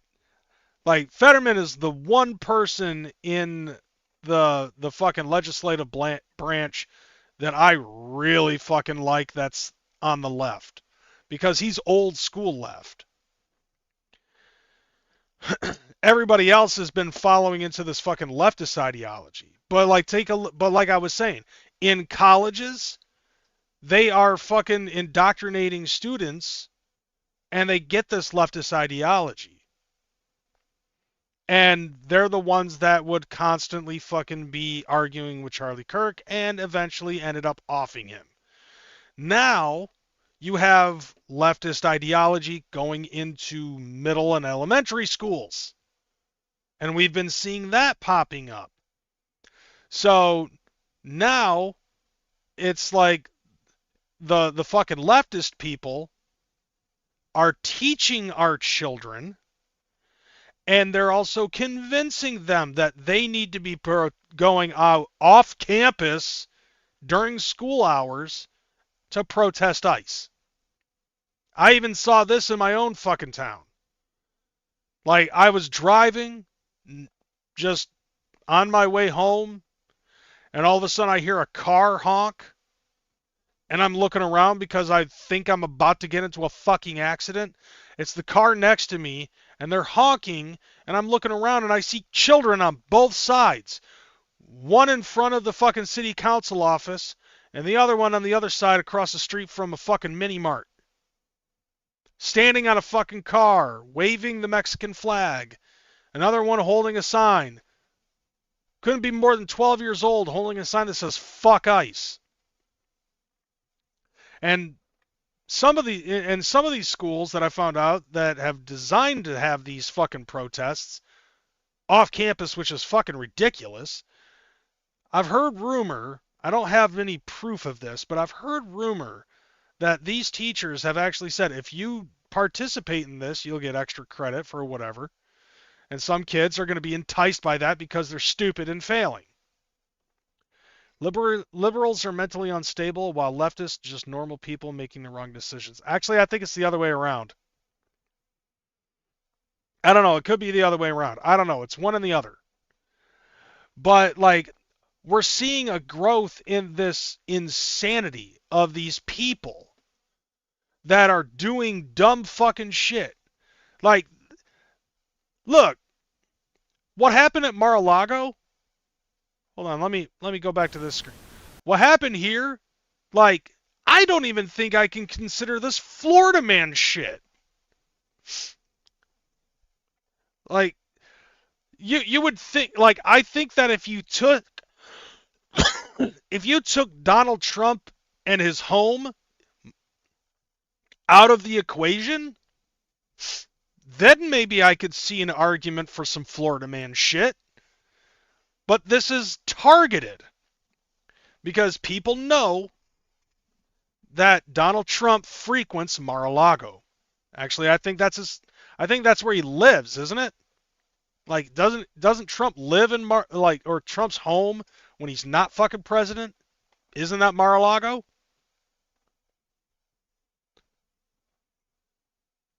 I'm pretty sure. But it's like, okay, look, think about it like this, okay? Ever since Donald Trump, I'm gonna fucking full screen it again. Ever since Donald Trump decided that he was gonna run for president under the Republican ticket, everybody in Hollywood, all of his friends, and a lot of business associates turned their backs on him. Why? Because they're not playing for his fucking team. The same team that fucking texts Jeffrey Epstein while they're in a fucking Senate hearing. The same team, actually I can't even say it's just their team because I know that there's people on both sides that have been involved in Epstein's Island. Possibly because there was a Pokemon stop in there at some point.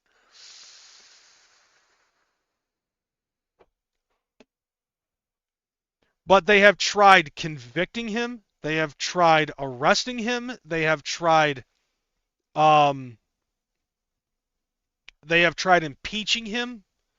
They tried to fucking even get his name off the ballot in enough states so that way even if every state that had him left voted on him, he wouldn't have won. They've tried anything and everything that they could to try to stop this man from leading the free world. And nothing has fucking worked.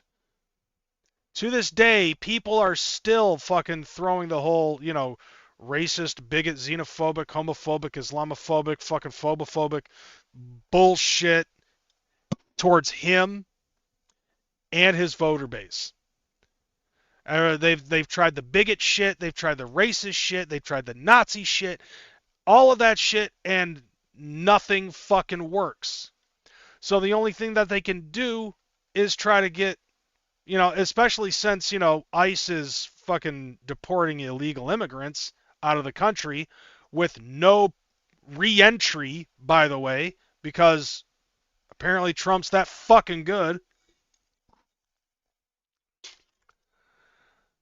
So now they're losing their other voter base. So whatever voter base that they have left in this country, the illegal immigrants that aren't fucking violent criminals, they're now trying to fight in order to try to keep voter ID off the fucking necessary means to fucking vote. And then at the same time, you've got all of these indoctrinated fucking college kids that graduate, some of them with teaching degrees, and then they fucking go and teach elementary school kids, high school kids, middle school kids, like the same fucking indoctrination. See, like, here's the thing though, it's no longer even a fucking party anymore. It's becoming more of an ideology. And it's a dangerous one at that. And yet they're the same ones that fucking try to say that that MAGA are the dangerous ones. When one of our fucking people got shot in the neck We didn't try to tear the city upside down. Instead, everybody made vigils. Okay? Fucking, who was it? Nick Shirley ended up discovering billions of dollars in fucking fraud in Minneapolis. And also at the same time, there were a bunch of ICE agents. There was an ICE raid in Minneapolis since the beginning of the year. And what did Minneapolis do? They tore the fucking city apart.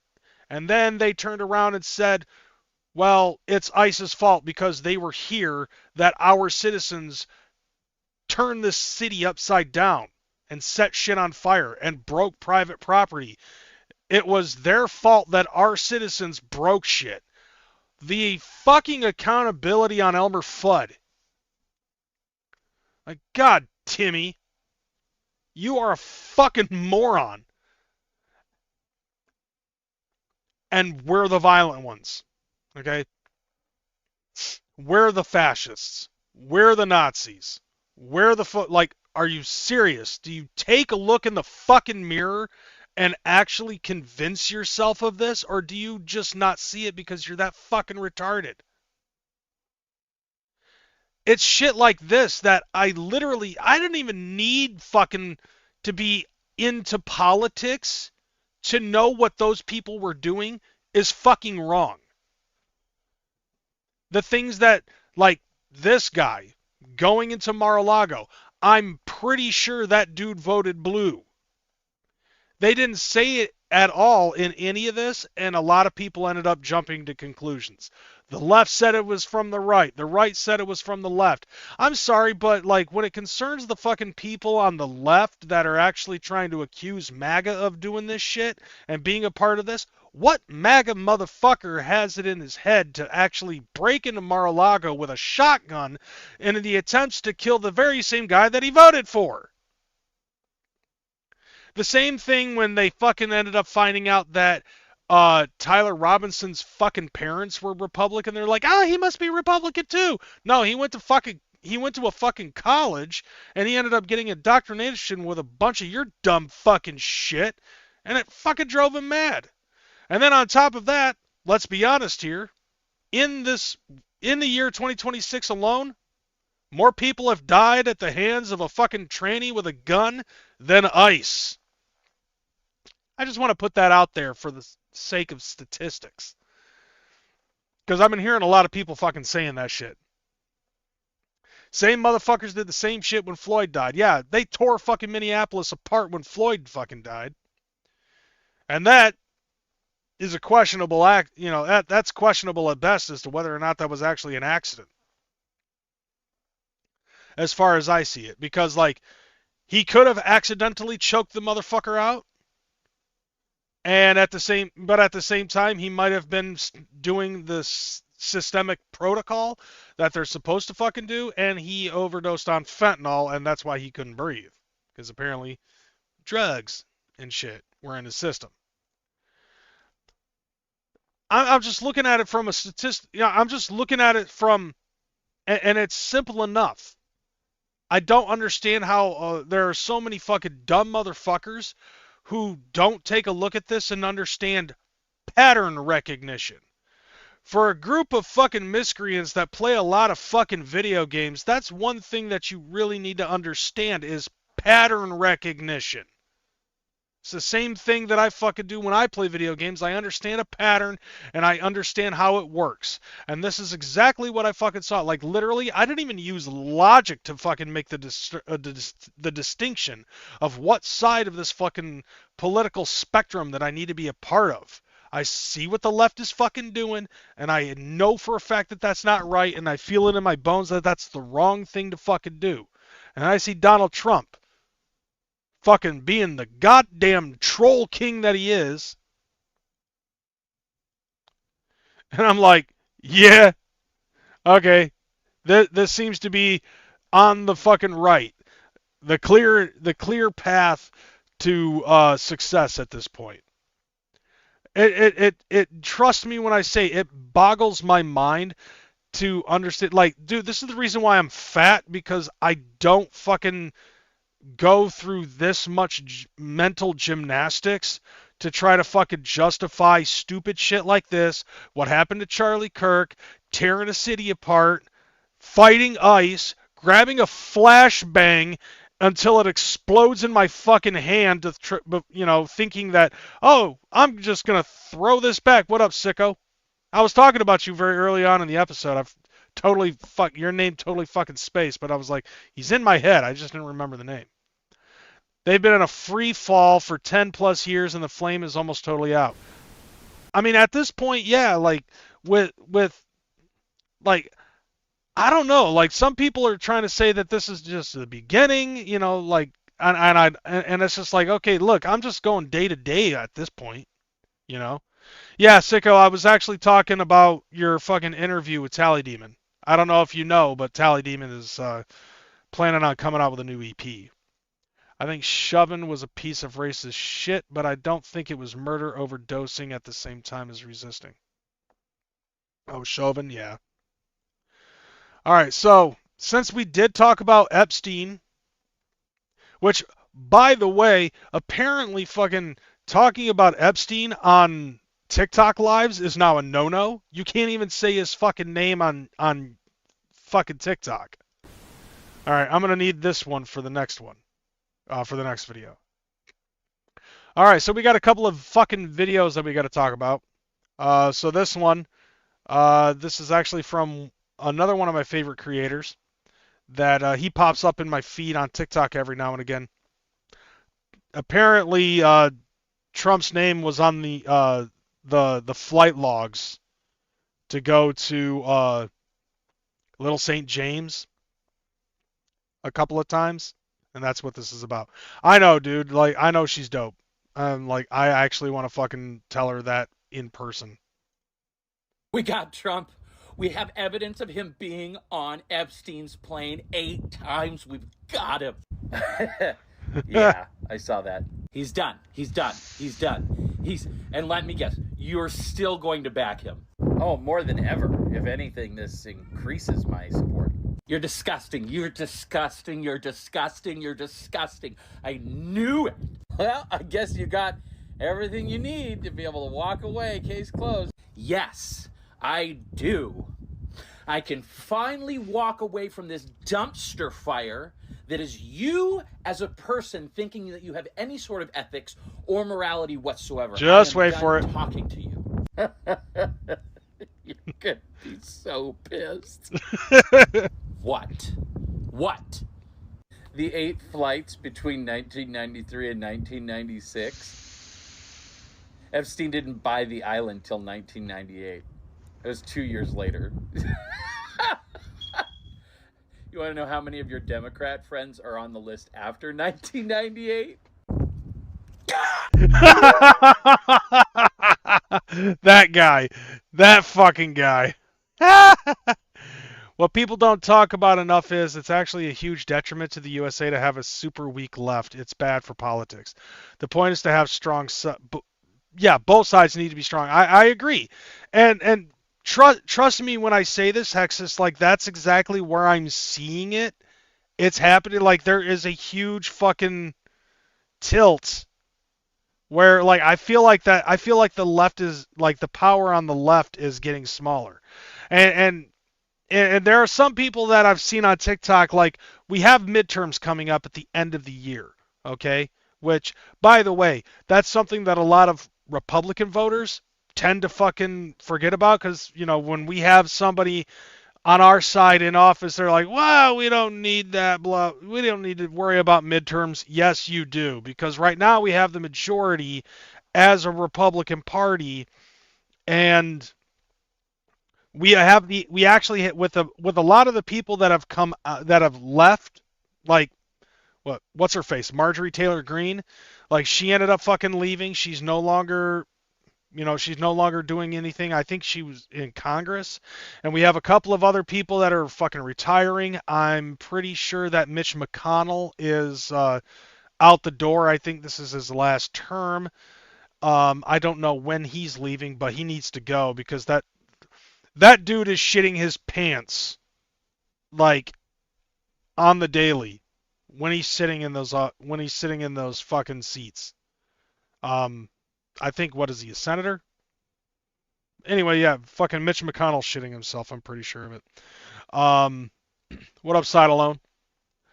Anyways, yeah. So, like, outside of that, like, this is definitely a pretty important fucking thing that we need to keep focus on, because by the end, by the end of the year, if more people don't go and vote for who they want their representatives to be, who they want their fucking senators to be, then we might possibly lose the fucking standing ground as a Republican Party.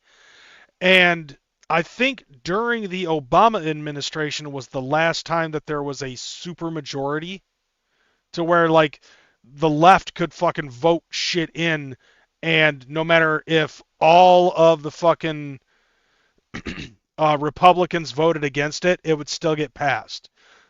So, like, if you were able to get a supermajority on the right, there might be some better shit that could be passed that could actually help out with this country. So there is that I might as well just get that out there. So yeah, pay attention.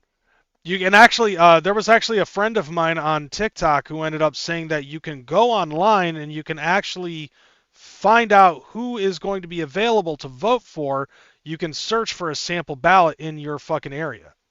I think all you have to do is you just have to, I don't know, do a Google search or something like that for, like, your state and 2026 midterm elections and ballot. And I'm pretty sure you might be able to find it. I don't know. I'm coming back and we'll be doing mainly political talk. Dope. I mean, bro, like, before Warlockside ended up doing a thing for a little while called Conspiracies from the War Room. And I think that now that a lot of the conspiracies going on, that were around have now been fucking thrown out into the public due to the Epstein files, I don't think you'd be able to do that type of shit. Remember back in the day before politics were trending, that's when everyone was asleep. Trump changed that. And I think that's true. I have to agree with that. Now, like, nowadays, it's like ever since Trump fucking came in, everything, literally, has been hyper politicized. And I mean everything.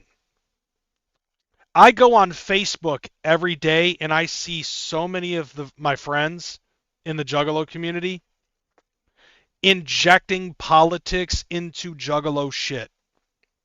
Whether you're right or left, and a lot of these people, I've said this before, I'll say it again, a lot of these people really don't know shit from Shinola, nor do they have the willingness to actually fucking educate themselves on shit.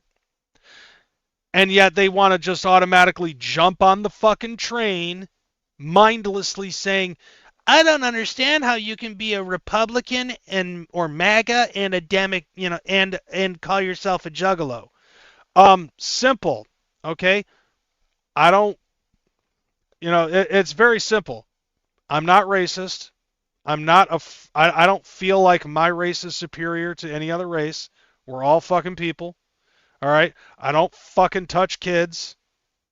I don't if anything, it's like, what was that one dude that fucking, what was it, Deviant? Wasn't that his fucking name? Turned out he was a pedophile. Fuck that dude for life. All right? Like, that dude's not even in, fuck him. I deject that dude. If you're fucking touching kids and you're racist and shit like that, no. Don't get me wrong, prejudice and certain racist jokes are kind of funny, in my personal point of view. It all depends on how you construct the joke. Even George Carlin fucking said that. And that's a definite proprietor of what I consider to be comedy. But nevertheless, though, it's like, I don't feel like I'm superior to anybody else, you know what I'm saying? Just because I'm white. And I follow a lot of ICP shit. Like, I'm a juggalo that has been a juggalo since before I even understood a monicum of what politics involvement does in our daily lives. I've been a juggalo before fucking Trump decided that he was going to be president of the United States. And no, I don't believe that Trump is fucking racist. Maybe a little sexist, but aren't we all? But my point is that people on the right in the juggalo community sometimes are just as ignorant as the people on the left when they try to say, I don't know how you can be a Democrat and be a fucking juggalo. When you take out all of the fucking dumb fuckery of the hyper-focus that is politics out of that shit, yes, you can. In reality, juggalo and whatever political party that you are involved in really is irrelevant. Okay, whatever political party it is that you vote for is completely irrelevant. But at the same time, I actually do this type of shit mostly out of fucking spite. I'm just going to be forward with all of you. The main reason why I injected politics into this podcast is for the purity of the spite. Because I know that there are people that are on the left in the juggalo community that automatically fucking have that mindfuck sense of hating people that consider themselves MAGA or Republican and call themselves juggalos. It's basically like this. You can't, like, person A says, you can't be a Republican and be a juggalo. Person B says, you can't be MAGA and be a juggalo. Me, I say, all right, bet. Simple as that. The main reason why I talk politics is because fuck you. Not to mention, I also think that a vast majority of our fucking community is dumb as dog shit, and that's part of it. Okay, I myself was very naive to the goings-on in government for a long fucking time. And there are even people that end up saying that in our community, government affiliation and all that other shit is fucking irrelevant. And they don't understand how somebody can involve themselves in trying to understand politics and be a juggalo at the same time.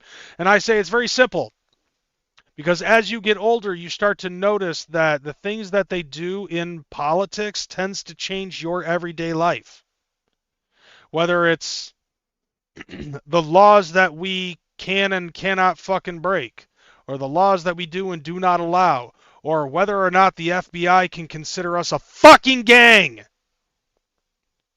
as well as the price of eggs and milk and fucking cheese and food and gas and video games and all the other things that we enjoy in our lives. You ever notice that ever since the fucking tariffs came in, the price of food at McDonald's has gone down? Anybody ever notice that? It's happened pretty recently. Then the fucking Big Mac meal used to be like $13.49, and now it's like dropped down to $8 for a fucking meal, and nothing about it has changed. It's still 2 all-beef patties, special sauce, lettuce, cheese, pickles, and onions on a sesame seed bun. The medium fry has not changed its size, neither has the medium drink.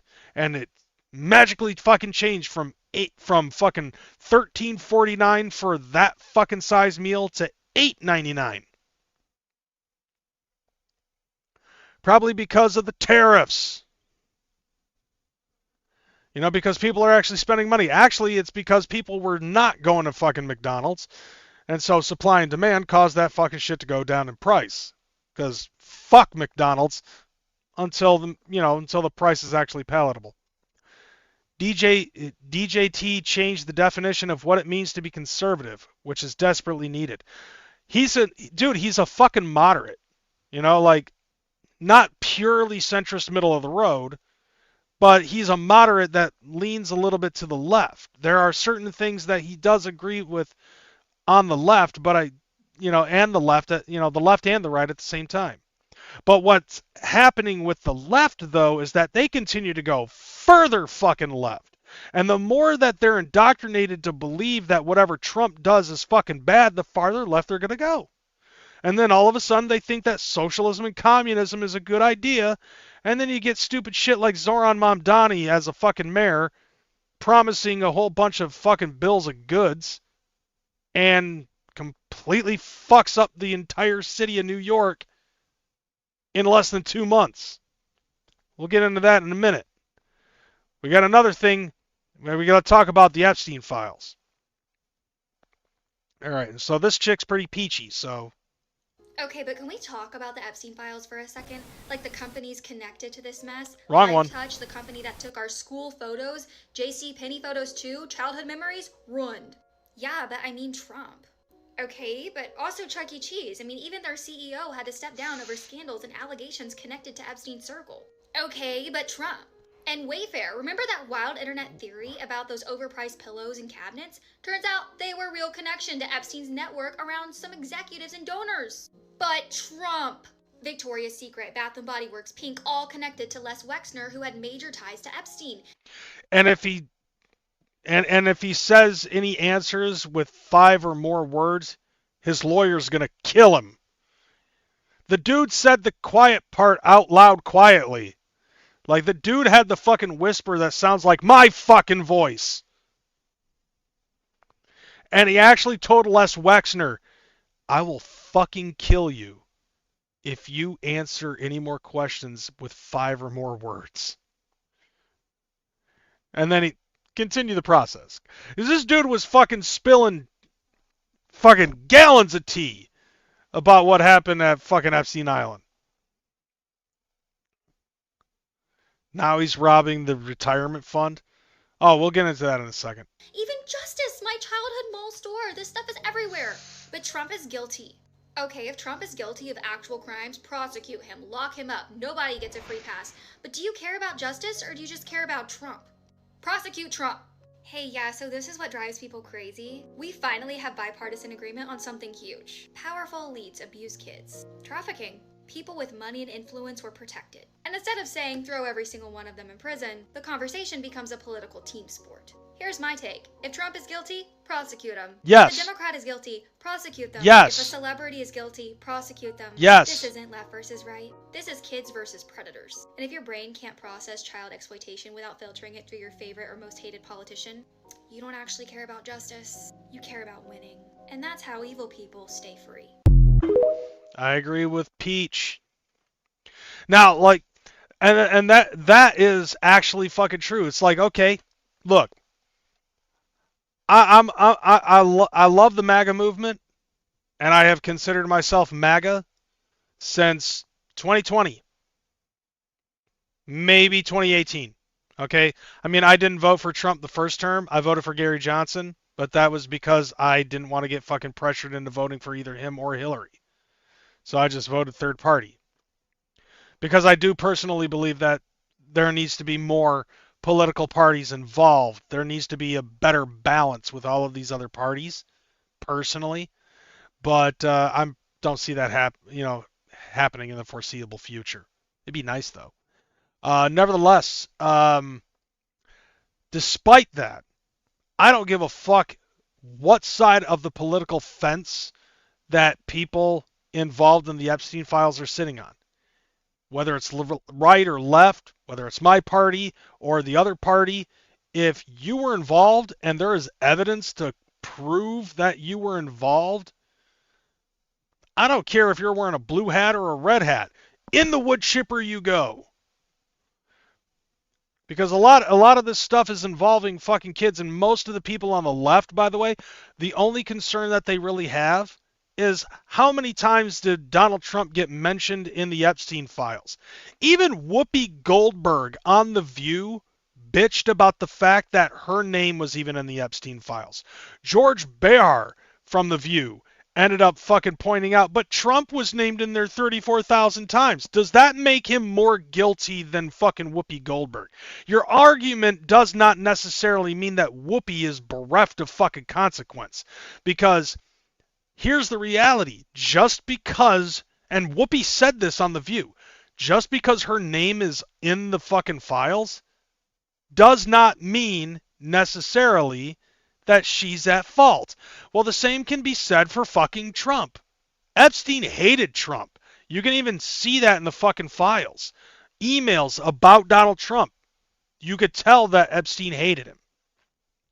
Because, well, Trump was one of the first fucking whistleblowers in that shit. Trump was the reason why Epstein got arrested in the first fucking place. Now, the problem with all of this, though, is that a lot of the star witnesses, when it concerns a lot of this stuff, mostly the victims, most of them got fucking paid off and have been given a settlement and an NDA. So they are not allowed to fucking talk about it without fucking adhering judicial consequence. Then again, wouldn't it be nice if they would just said, fuck it, and ended up doing it anyways? It'd be nice, because they could tell how many fucking people that they had to be forced to give massages to or to blow. There was one person I ended up hearing about how, yeah, Bill Clinton was in there multiple times, which, by the way, the Clintons are trying to fucking say that they never had anything to do with Epstein, despite what public record actually fucking shows. And I believe that might be some other talking point in one of the other videos I have on here. I don't know. But Hillary's doing a bang-up fucking job trying to, cover her own ass. And then there are people who are actually saying that, well, Bill Clinton was a sex maniac, yes, but Hillary didn't want sex. She wanted to torture fucking people. Like, she got off on terror. And you just take a look at that fucking old crone, and you can just tell that she's psychotically in love with sadomasochism and torturing people and belittling people. You can just see it. That woman, I'm very sure that woman is fucking insane. All right, since we brought up fucking Mom Donnie, yeah. I think this guy's name's Bobby Sauce, and he had a couple of things to say about it. Hey, New York City, your rent's about to go up! This is what you get when you elect a socialist who shovels basmati rice slop into his gullet with his phalanges on camera. As New York City's Zagbad Salami announced a massive budget deficit and says that if you can't get Kathy Hochul to raise taxes on the wealthiest New Yorkers, which isn't going to happen, and she says won't happen, then he might have to raise property taxes in the city by 10%. Wait a minute, I thought he said that he was going to put a rent freeze on everybody's fucking rent in New York City. Yeah, now he's fucking saying, well, if Kathy Hochul isn't going to fucking give me the money or approve the fucking Millionaires and Billionaires Act that he's trying to fucking do, then we'll just take money out of the fucking middle class. Isn't that how socialism usually fucking works? Anything that's, to tax the fucking rich ends up getting trickled down to the fucking middle class. You thought your rent was going to get frozen? You're about to get a 10% increase or more, dog. What's the rent in New York City when it's $5,000 a month? You're about to pay $500 more, or maybe even more than that. A lot of good your $1.50 free bus is going to do. Oh, wait, you don't have those either. Yeah, free buses. We got to add another $1 to the fucking thing, so now it's $3 a ride. Oh, yeah, free trains and shit like that. Oh, no, we got to fucking increase the price of the token in order for you to get on the fucking train now. All this free shit that he ended up fucking saying, and it's just like, Jesus Christ, dude. Like, you got in on the basis of free shit, and now you're turning it around because, like, nobody is fucking giving you those donos that you said that they had to stop giving you while you were running your campaign, and then when you won the campaign, you ended up saying, yeah, you can start donating again, and I don't think anybody fucking did. And so you're like, okay, well then we're just going to tax the fucking rich. The rich are going to fucking leave. The New York Stock Exchange is actually considering fucking moving to Texas now. I mean, like, and that's just one blue city, by the way. In Chicago, there's actually another problem because of city property tax. The Bears are moving to the next state. Indiana. They already purchased fucking land in Indiana. And if they break ground in Indiana, guess where the fucking Bears are going to be playing in the next couple of years? Indiana. All right, Bobby, what else do you got to say? Matter of fact, the price went up. This tax would apply to the multifamily condo buildings in New York City, which would affect 3 million units. What's got to be the funniest thing about this is we haven't even completed 2 months of salami. 2 months. But wait, because it gets 1,000 times worse. 3 weeks ago, the NYPD was ordered to cut back on overtime. Oh, it's like that Pawn Stars meme. I just want a safe city. Best I could do is less cops. Yeah, right there. Yeah, that was another thing I heard about. The NYPD is fucking canceling the hiring of 5,000 new officers in fucking New York City alone. What the fuck? So less cops is going to mean more goddamn violence, more fucking crime. As if it wasn't already a bad enough of a crime when that snowstorm hit, and you ended up having to, telling, the city to fucking tear down, those homeless encampments, and how many fucking homeless people froze to death? Yeah, he said that he was going to take care of the fucking homeless problem. Well, I guess, you can't really have homeless people in New York City if they all freeze to death on the street. And then thank you, Hammond, Indiana, and that's where the Bears are going to be moving soon in the next few years. I'm assuming that's what you were answering. But like, bro, fucking Mom Dottie's fucking this city up. Like, the city's so nice they named it twice. It's going to be a third time. It's going to be fucking Skid Row. Like all 5 of the boroughs. They're not even going to have boroughs anymore. It's going to be Skid Row, Trash Island, fucking, man, I feel bad for the people in New York City. It's like, there's a lot of people I know from New York City, quite a few of them I really care about, and it's just, Jesus fucking Christ, I feel so bad, but at the same time, if you voted for this motherfucker, you got what you paid for.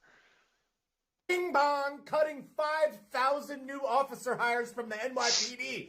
Good idea. Imagine being a New York City cop. They're like, oh, sick. They're not going to hire 5,000 people. They're going to cut our overtime, and my rent's about to go up probably 10, 11%. I'm going to head out.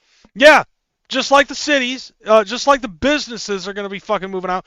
Like, I don't know how long a mayoral fucking term is, but something tells me that by the time Mamdani is done with his fucking mayoral term, New York City is going to be a complete shithole. Like, it was already a shithole, but I don't know how you can fucking make a polished turd worse other than stop polishing the turd. You know what I'm saying? Like, fucking, dude, everything about what's been going on, and it's only less than 2 months. And this is the fuck shit that New York has to go through. And then what does Mamdani do? Oh, we're about to have another snowstorm soon, but we don't have fucking plows and salt trucks to fucking take care of the roads. So if you want to volunteer for a little bit of extra scratch to fucking go around and shovel the fucking snow and shit in New York City, come to the commission office between 8 a.m. and 1 p.m. and we'll give you a shovel. Fuck no, fuck that, fuck you. I'm shoveling my own goddamn sidewalk, and fuck everyone else. Like, that's what I would say if I was in New York City. Fuck this guy. What a crazy time to be alive. This is all real. Wait until AI gets loose in a few years. Honestly, dude, at this point, it fucking meteor 2028. Like, giant meteor fucking 2026 at this point. It's like, I'm voting for the giant meteor to fucking show up for the midterm elections at this point. Like a fucking meteor the size of Texas just needs to land somewhere and cleanse the planet. While all the sanctuary city illegals are just like, we ride at dawn. Actually, they're like, vámonos. But don't worry. Yeah, exactly. They ain't riding at dawn at all. No, the Vamanos is correct on this one. Because it gets even funnier. The New York City property tax system was set up back in the 70s. And well, ipso facto, the property tax rates for multifamily units are already higher than single family homes. Which is probably, where the rich people are. so Long Beach. The property tax increase and the rental tax increase, that's going to be for you, the peasant. Oh, you think I'm done? There's a massive budget deficit. And the people out there thinking this dude was going to set up grocery stores. He's going to set up grocery stores, and the buses are going to be free, and the rent's going to be frozen. You got none of that. You're going to get none of that, and your rent's about to go up. Yeah, and the free fucking store, too. Like, there was a company that ended up putting out a free fucking store that was just basically a fucking pop-up store, and everybody thought that this was going to be the state or the city issued like socialism grocery store. They had a line going around the fucking block. All right, as a prime example, okay, when you went in, they gave you a ticket. You ended up only getting a maximum of 10 items for free, and you couldn't purchase anything with money. You turn in that ticket, you leave with 10 fucking items. And then when they ran out of food and tickets, well, everybody else is assed out. They did this shit for 2 fucking days, and then the store shut down. It was basically a fucking advertisement for whatever company it was that ran that shit. They just rented out the fucking property for 2 fucking days, shut it down. Spent a few $1 million on that shit. And what's funny though is like they can't fucking see what that was. That was literally a goddamn bread line. And all of these New York motherfuckers wrapped around the city block a line of people to come to this fucking free grocery store, and not a single one of them, I'm sure, gave a shit about the homeless. If anything, I would think that a store like that should be for homeless people. Let the hobos have like a couple of apples and oranges and fucking bananas and shit. And maybe some rice. Something to fill them up for a day. Because that would actually have been a good fucking thing. Instead, it's a lot of these greedy asshole fucks that, you know what I'm saying? It's fuck. So not GTA 4 with Nico Bellic. No, like, dude, this is like, no, I would say that this was the prologue of GTA 4 with Nico Bellic. Because, like, what they were doing was obviously very fucking communist state. Like, that's exactly what it reminded me of. It reminded me of, like, the very opening of the Gaming Historian's fucking documentary about the history of Tetris. And he showed videos of bread lines and people at grocery stores in communist Russia. And there was, like, no food in the store whatsoever. And they didn't have enough money to be able to, coming in to be able to replenish these fucking stores. So your fucking amount of money, like the amount of food that comes into this ends up fucking lowering and lowering and lowering and lowering. See, that's the thing that people don't seem to understand when it concerns socialism. Is socialism is fine until people stop giving you money, and then after that you don't know what to do. Like, it doesn't become self-sustaining. So in order to fucking in order to take care of that problem, you have to take care of the other problem. And the other problem is the high number of people in the proletariat. And the cops are gone.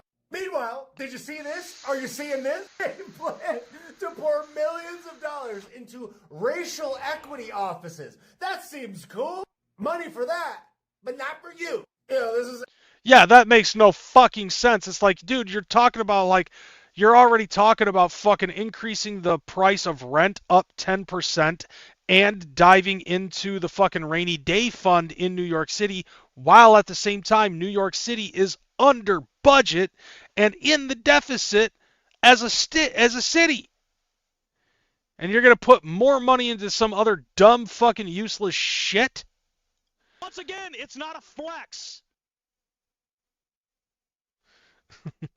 Justin May the Rapper just subscribed. Thank you for the sub, dude. I appreciate you coming in. Hopefully I'm giving you content worthy of your follow.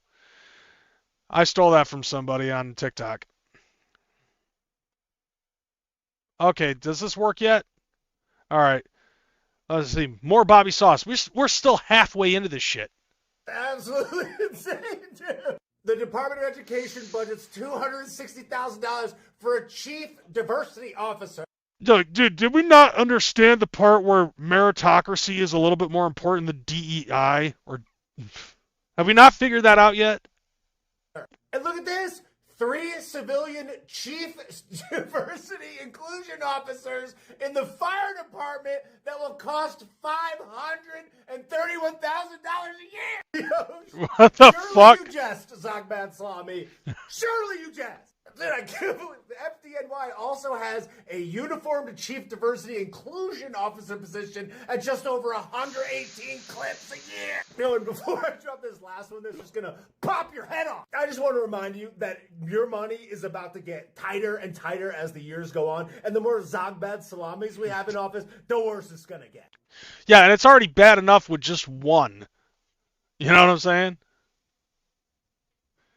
For real, though. That's why this video is proudly sponsored by America First Health.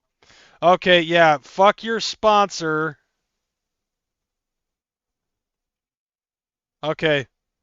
And last but certainly not least, on the Zogbad Salami Destroy New York City tour, the city will photo more than $835,000 to the Commission on Gender Equity, an advisory board Gendel. solely, oh my God, dedicated to analyzing legislation and developing public positions for gender-based equality. Dude, oh my God. Dude. What the fuck?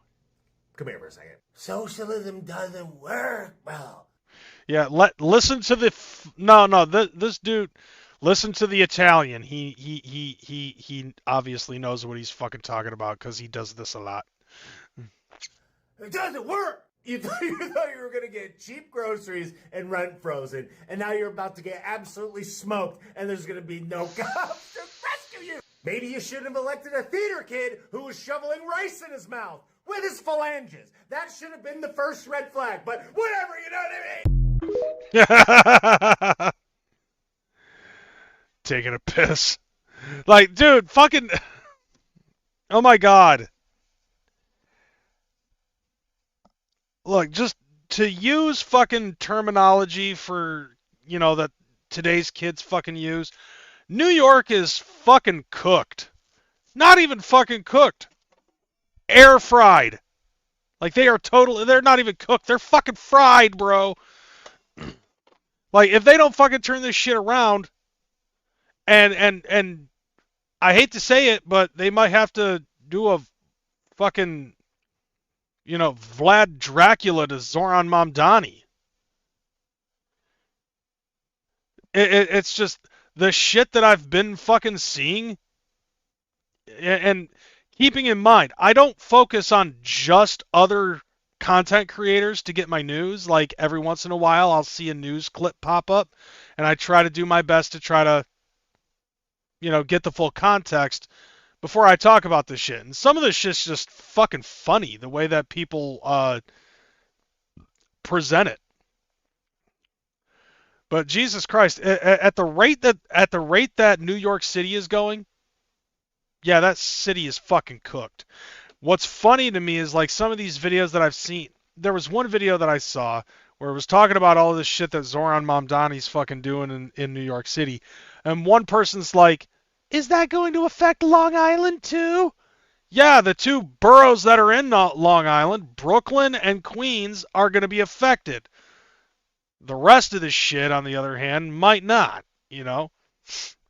Like, look, there's only 5 areas in New York City that it's going to fucking affect, and it's the 5 boroughs. And only 4 of them I know off the top of my head. Can't remember what the 5th one is. Queens, Brooklyn, Manhattan, the Bronx. What's the other one? Staten Island? I don't remember. What's the other one that I'm missing? You know, just you know, I'm not a New Yorker, so I don't know these. I don't know that much on that one.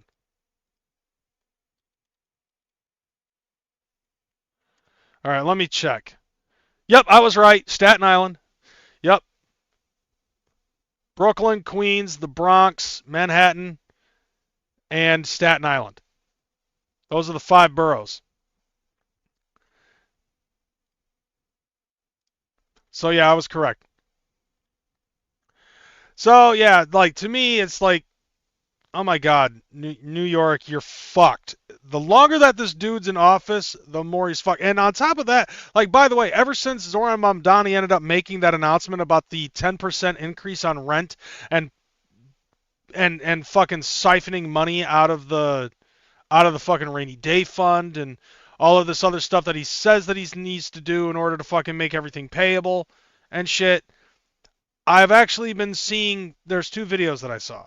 One was a group of protesters that are Democrat bitching about the fact that Zoran Mamdani is not giving what he promised.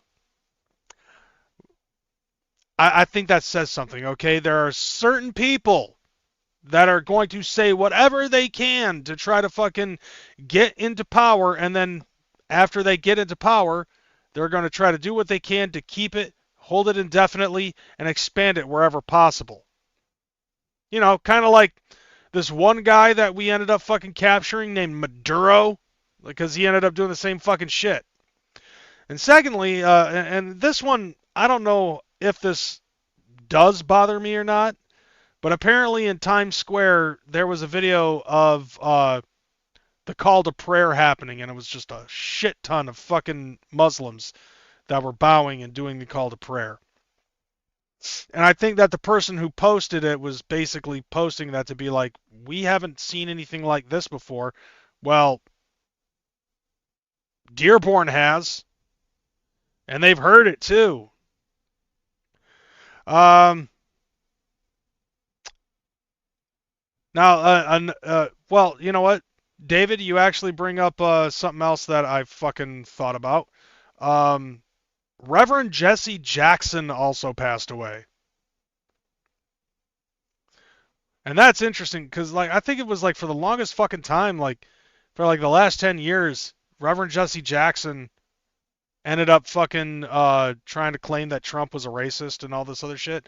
And since his death, there's actually been videos surfacing of fucking Reverend Jesse Jackson praising Trump for all of the things that he has done for the black community as well as the NAACP.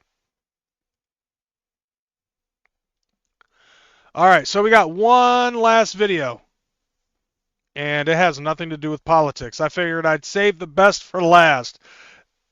You're gonna love this. I'm not even gonna say anything about it. Here you go. I'll probably play this a dozen times.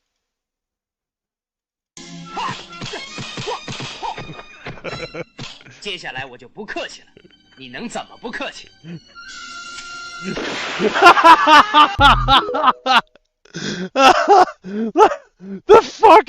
This fucking video had me rolling so goddamn hard, I almost got into a fucking car accident. I almost backed up into a car because of how hard I was laughing. Like, I watched it in a parking lot. I'm laughing my ass off to what I just saw as I'm trying to fucking back up, almost backed into a truck, and then I tried to fucking take off. It was like everything about this fucking video is just peak. Oh, let's watch this again. The cat knows fucking kung fu. 接下来我就不客气了。 It's speaking in a fucking, what, Chinese, I think? 你能怎么不客气？ The cat fucking has a pocket and pulls out a heater and fucking shoots the guy. There was actually somebody in the comment section for this video that literally said, I am more surprised at the fact that the cat had a fucking pocket than the cat shooting the guy.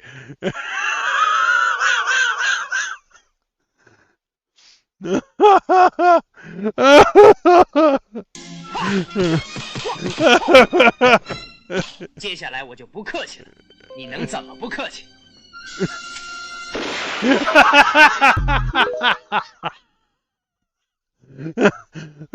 Alright, now show me the AI version of this fucking video.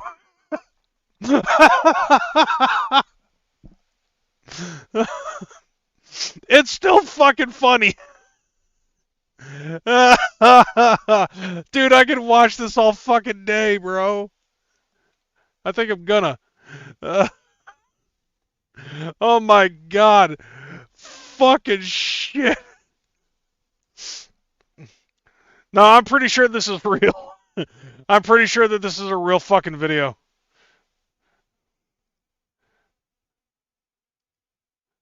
Oh, where is it? Yeah, there it is. Yeah. Nope, wrong one. Okay, that did not do what I thought it was gonna do. I just want to play this one. The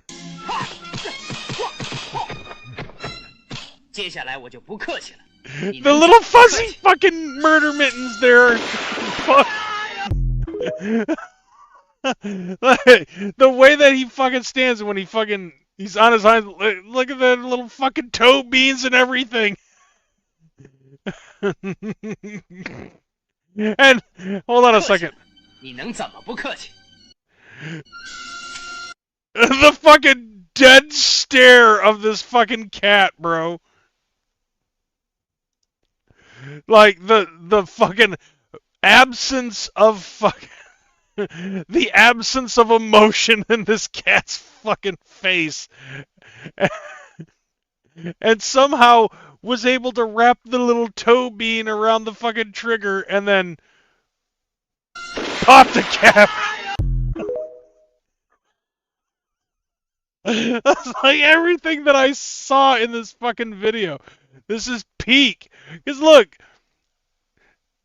Hold on. Let me see if I can slow this down. Let's see. Oh my god.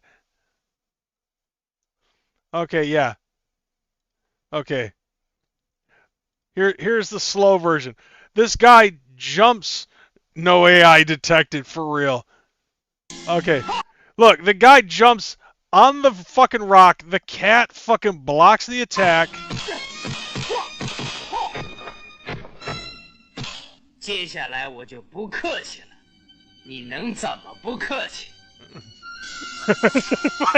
Like, why does the cat have a fucking pocket?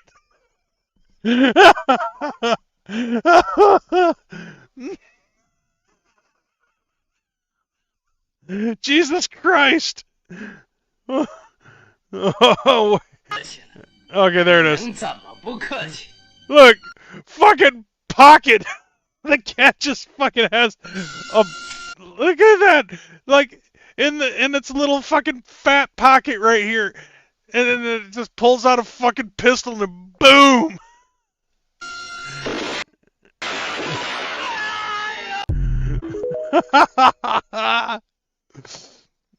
Oh my god. What is wrong with me? Where is it?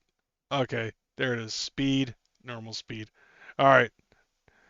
There you go. And again.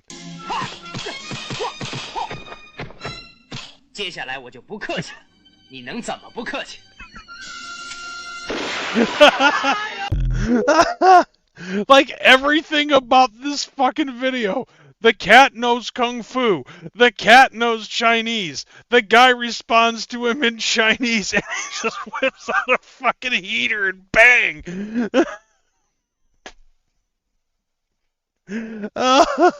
There you go. There's your fucking final thought right there. Just let this fucking video live rent free in your head until the next episode of the Crazy House. I want to know if this is an actual fucking thing or if somebody just like made it like this. Looked like he did a backflip off the rock but landed on his feet. Yeah. Then just the fucking lack of empathy in that cat's eyes. Like, this cat has no emotion. The narcissism of this cat as everything's happening. 接下来我就不客气了，你能怎么不客气？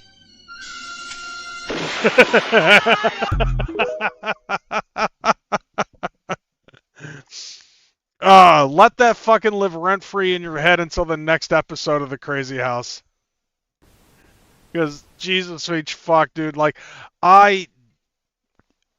Dude, I watched that yesterday, and it's still fucking funny to me.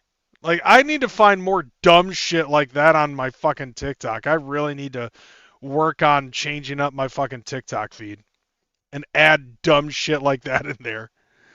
Actually, there's some other stuff that I'm going to probably try to find, like maybe some Ohio final boss or some shit. What are you? Yeah. But alright.